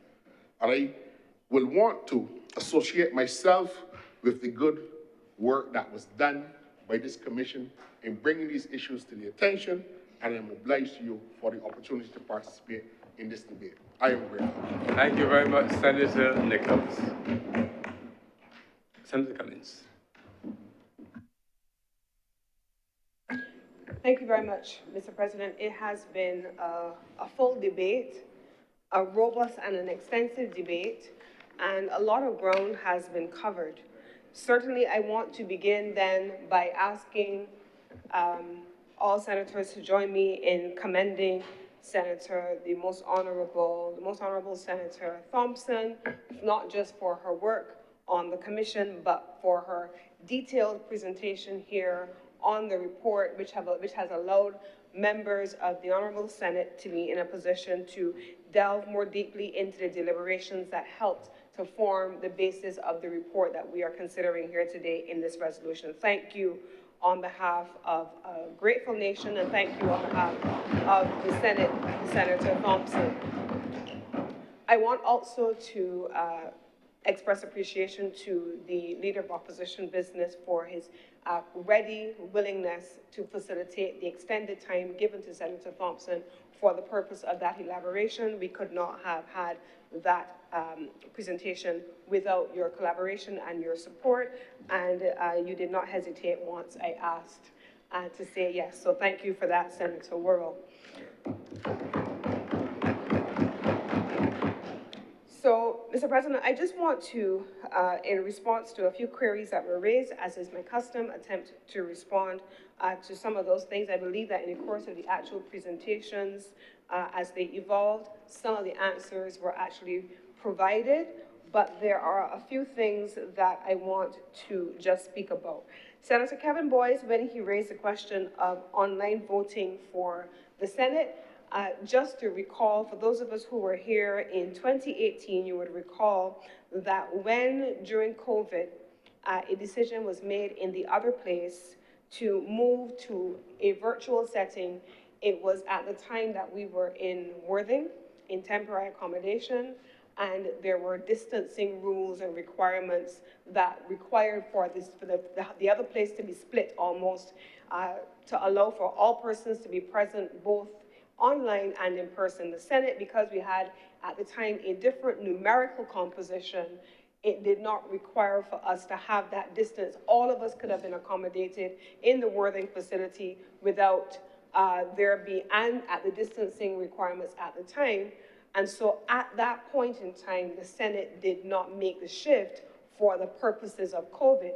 However, the commission did consider the recommendations on its merit. With or without COVID, the commission did consider that, and there were a number of recommendations that were there. So the recommendations of the commission did introduce guardrails as well. It talked about the number of sittings that you could attend virtually. It talked about constituting a quorum with the persons who were here. It talked about exemptions for ill health, and it also talked about the way in which you can have your virtual sessions while the Senate is in session. So you can't, for example, you're in your car, you're driving, and you are having your meeting, but you have to be in a quiet space where no one else is present. Your attire is important. All of those things are covered in the report. But the broader point that was being made in the presentation is about the integration of technology and the work of Parliament, and that is covered in fairly great detail in the actual report of the Parliamentary Commission. It talks about things like virtual attendance to the broader digital agenda, allowing laptops and so on for legitimate parliamentary work. prohibiting the misuse of devices while the Senate and while the other place are in session, so that you're not being disruptive to the actual sitting of the session. Broadcasting committee meetings and those kinds of things, but also ultimately developing a hybrid parliament. So those things are very well captured in the actual presentation by the commission. I wanted to answer that. The second question that I wanted to answer was specifically relating to Senator Linda Nurse. Some of the answers came out in the earlier presentation and other presentations from other members, specifically related to the treatment of previous former prime ministers. So yes, there is a recognition that there needs to be better treatment. I certainly know of the late Owen Seymour Arthur. At his time working in the University of West Indies, our offices were adjacent to each other, and I know what it was like sitting in my office and watching him walk across the car park, particularly after having had his surgery on his foot and having a toe removed and not having designated parking and having to figure out where he would park, how he would get from the distance to the car park, especially if there was an event at the University of the West Indies and he did not have the ability to have the deference afforded to his office, even as simple things in his day-to-day work that should have accompanied the office of former Prime Minister, certainly a man who had served as Prime Minister for 15 years. And so the Commission recommended that a number of formal arrangements should be codified, continued protocol recognition of former Prime Ministers at national and state events, the retention of certain courtesies and privileges, but most importantly, and what did not come out in the responses during the course of the debate, was that, as was done with Owen Arthur, that needs to be done going forward. Owen Arthur, as many of us who knew him know, he was a meticulous record keeper. His speeches, his parliamentary papers, his cabinet papers, those things he kept in pristine condition. They were donated to the University of the West Indies for the creation of a library where young professionals, young politicians would be able to have access to them. That office is there at the university, and the resources have been provided for an assistant to assist in getting those records in order. This commission's report speaks about ensuring that former prime ministers have a modestly staffed and resourced office, principally for things like correspondence, research, and of course, the ceremonial duties, but also enshrining in our structure that which was done for a single prime minister on a discretionary basis for all prime ministers. We've spoken already about pensions and benefits, and that's being spoken about, but the commission went on to cover a couple of things that we didn't speak about. How should former prime ministers continue to have a role in national life, public diplomacy, for example, having a role on advisory and mentorship roles, and then, of course, institutionalizing in principle the respect for those persons who have held the country's highest political office. And so these are some of the things that I wanted to add. And then Senator Linda Nurse, he raised, and others raised, some concerns, and rightfully so, as did Senator Monique Tate, about research capacity, as well as the work of the legislation, how we treat to our laws, preparing for debates, and so on. And I want to correct an often felt and often held notion that persons who sit on the government side have assistance with preparing reports. Trust me when I tell you that in order for me, even as leader of government business, to stand here week after week and prepare, I had better run my ministry, deal with my cabinet papers, and prepare for Senate in the same way on my own. There is no help for us to do it. And so we have to do it the same way everyone else does it. And so as leader of government business, certainly for me, I would have to say, I had better know every piece of the documentation that is related to the sitting and also broader government policy so that when questions come up, I'm in a position to answer. There is no help for any of us. So we certainly support the recommendation for research assistance and support for the sittings of the Senate. We certainly support that. So we don't get to not speak. Certainly I don't get to not speak. So I must always prepare in addition to whatever else it is you're doing. So we support that. The recommendation of the commission then is that you should have limited research support specifically for opposition members and backbenchers.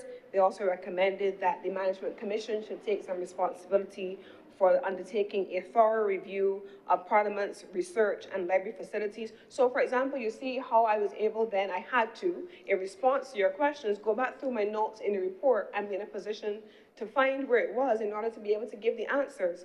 That's stuff you have to do while sitting here and managing, listening to all of the presentations to then be in a position to respond. We absolutely can benefit from the research support. There's also a recommendation that Parliament should have additional support for research in the person of 4 research officers, 2 assigned to each house, one to the Senate and 1 in the other place.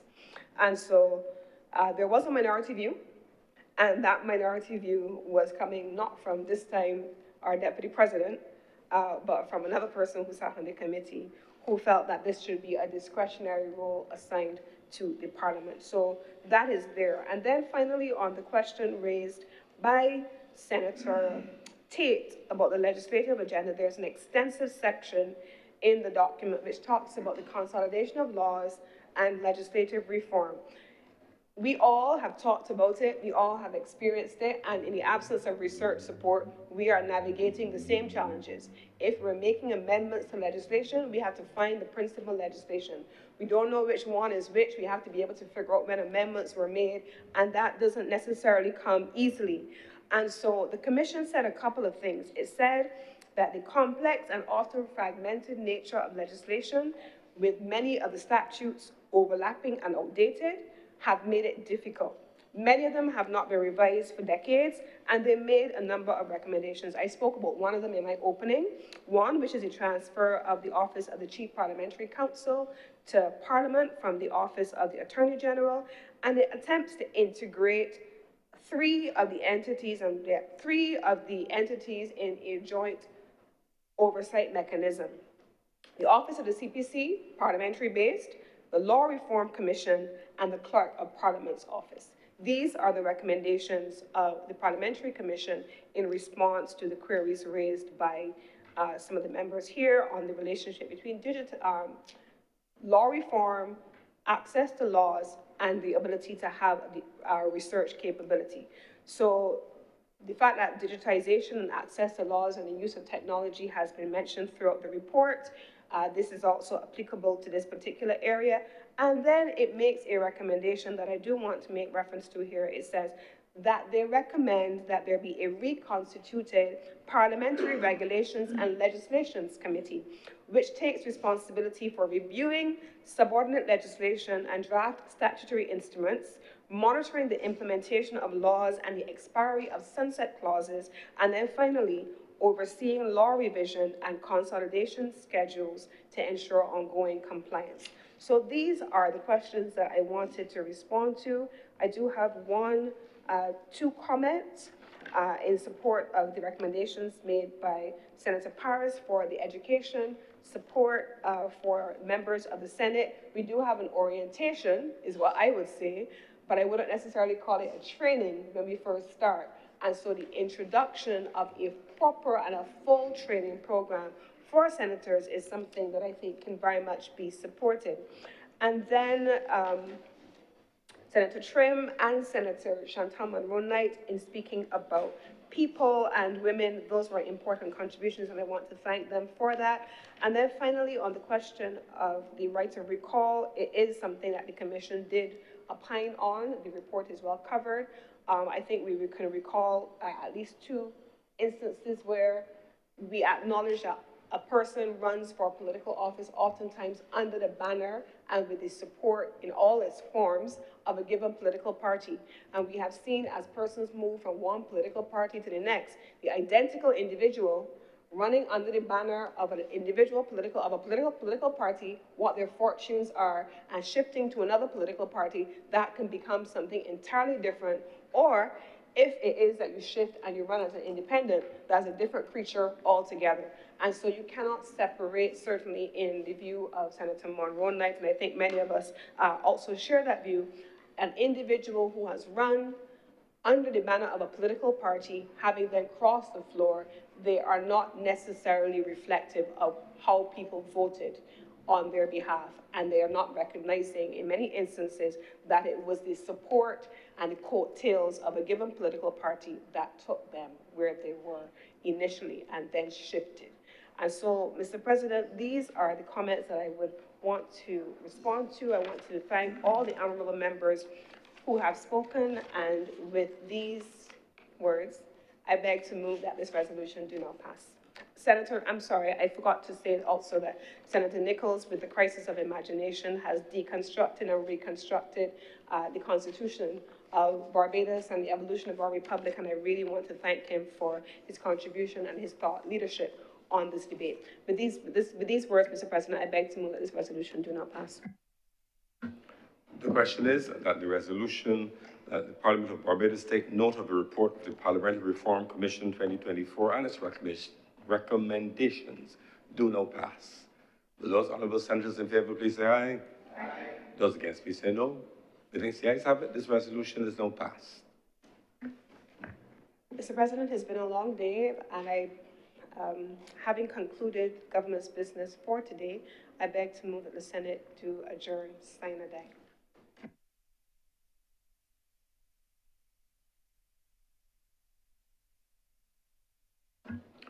The question is that the Honourable Senate do now adjourn sine die. Will the honourable members in favour please say aye? Aye. Those against please say no. The ayes have it. Senate is therefore adjourned sine die.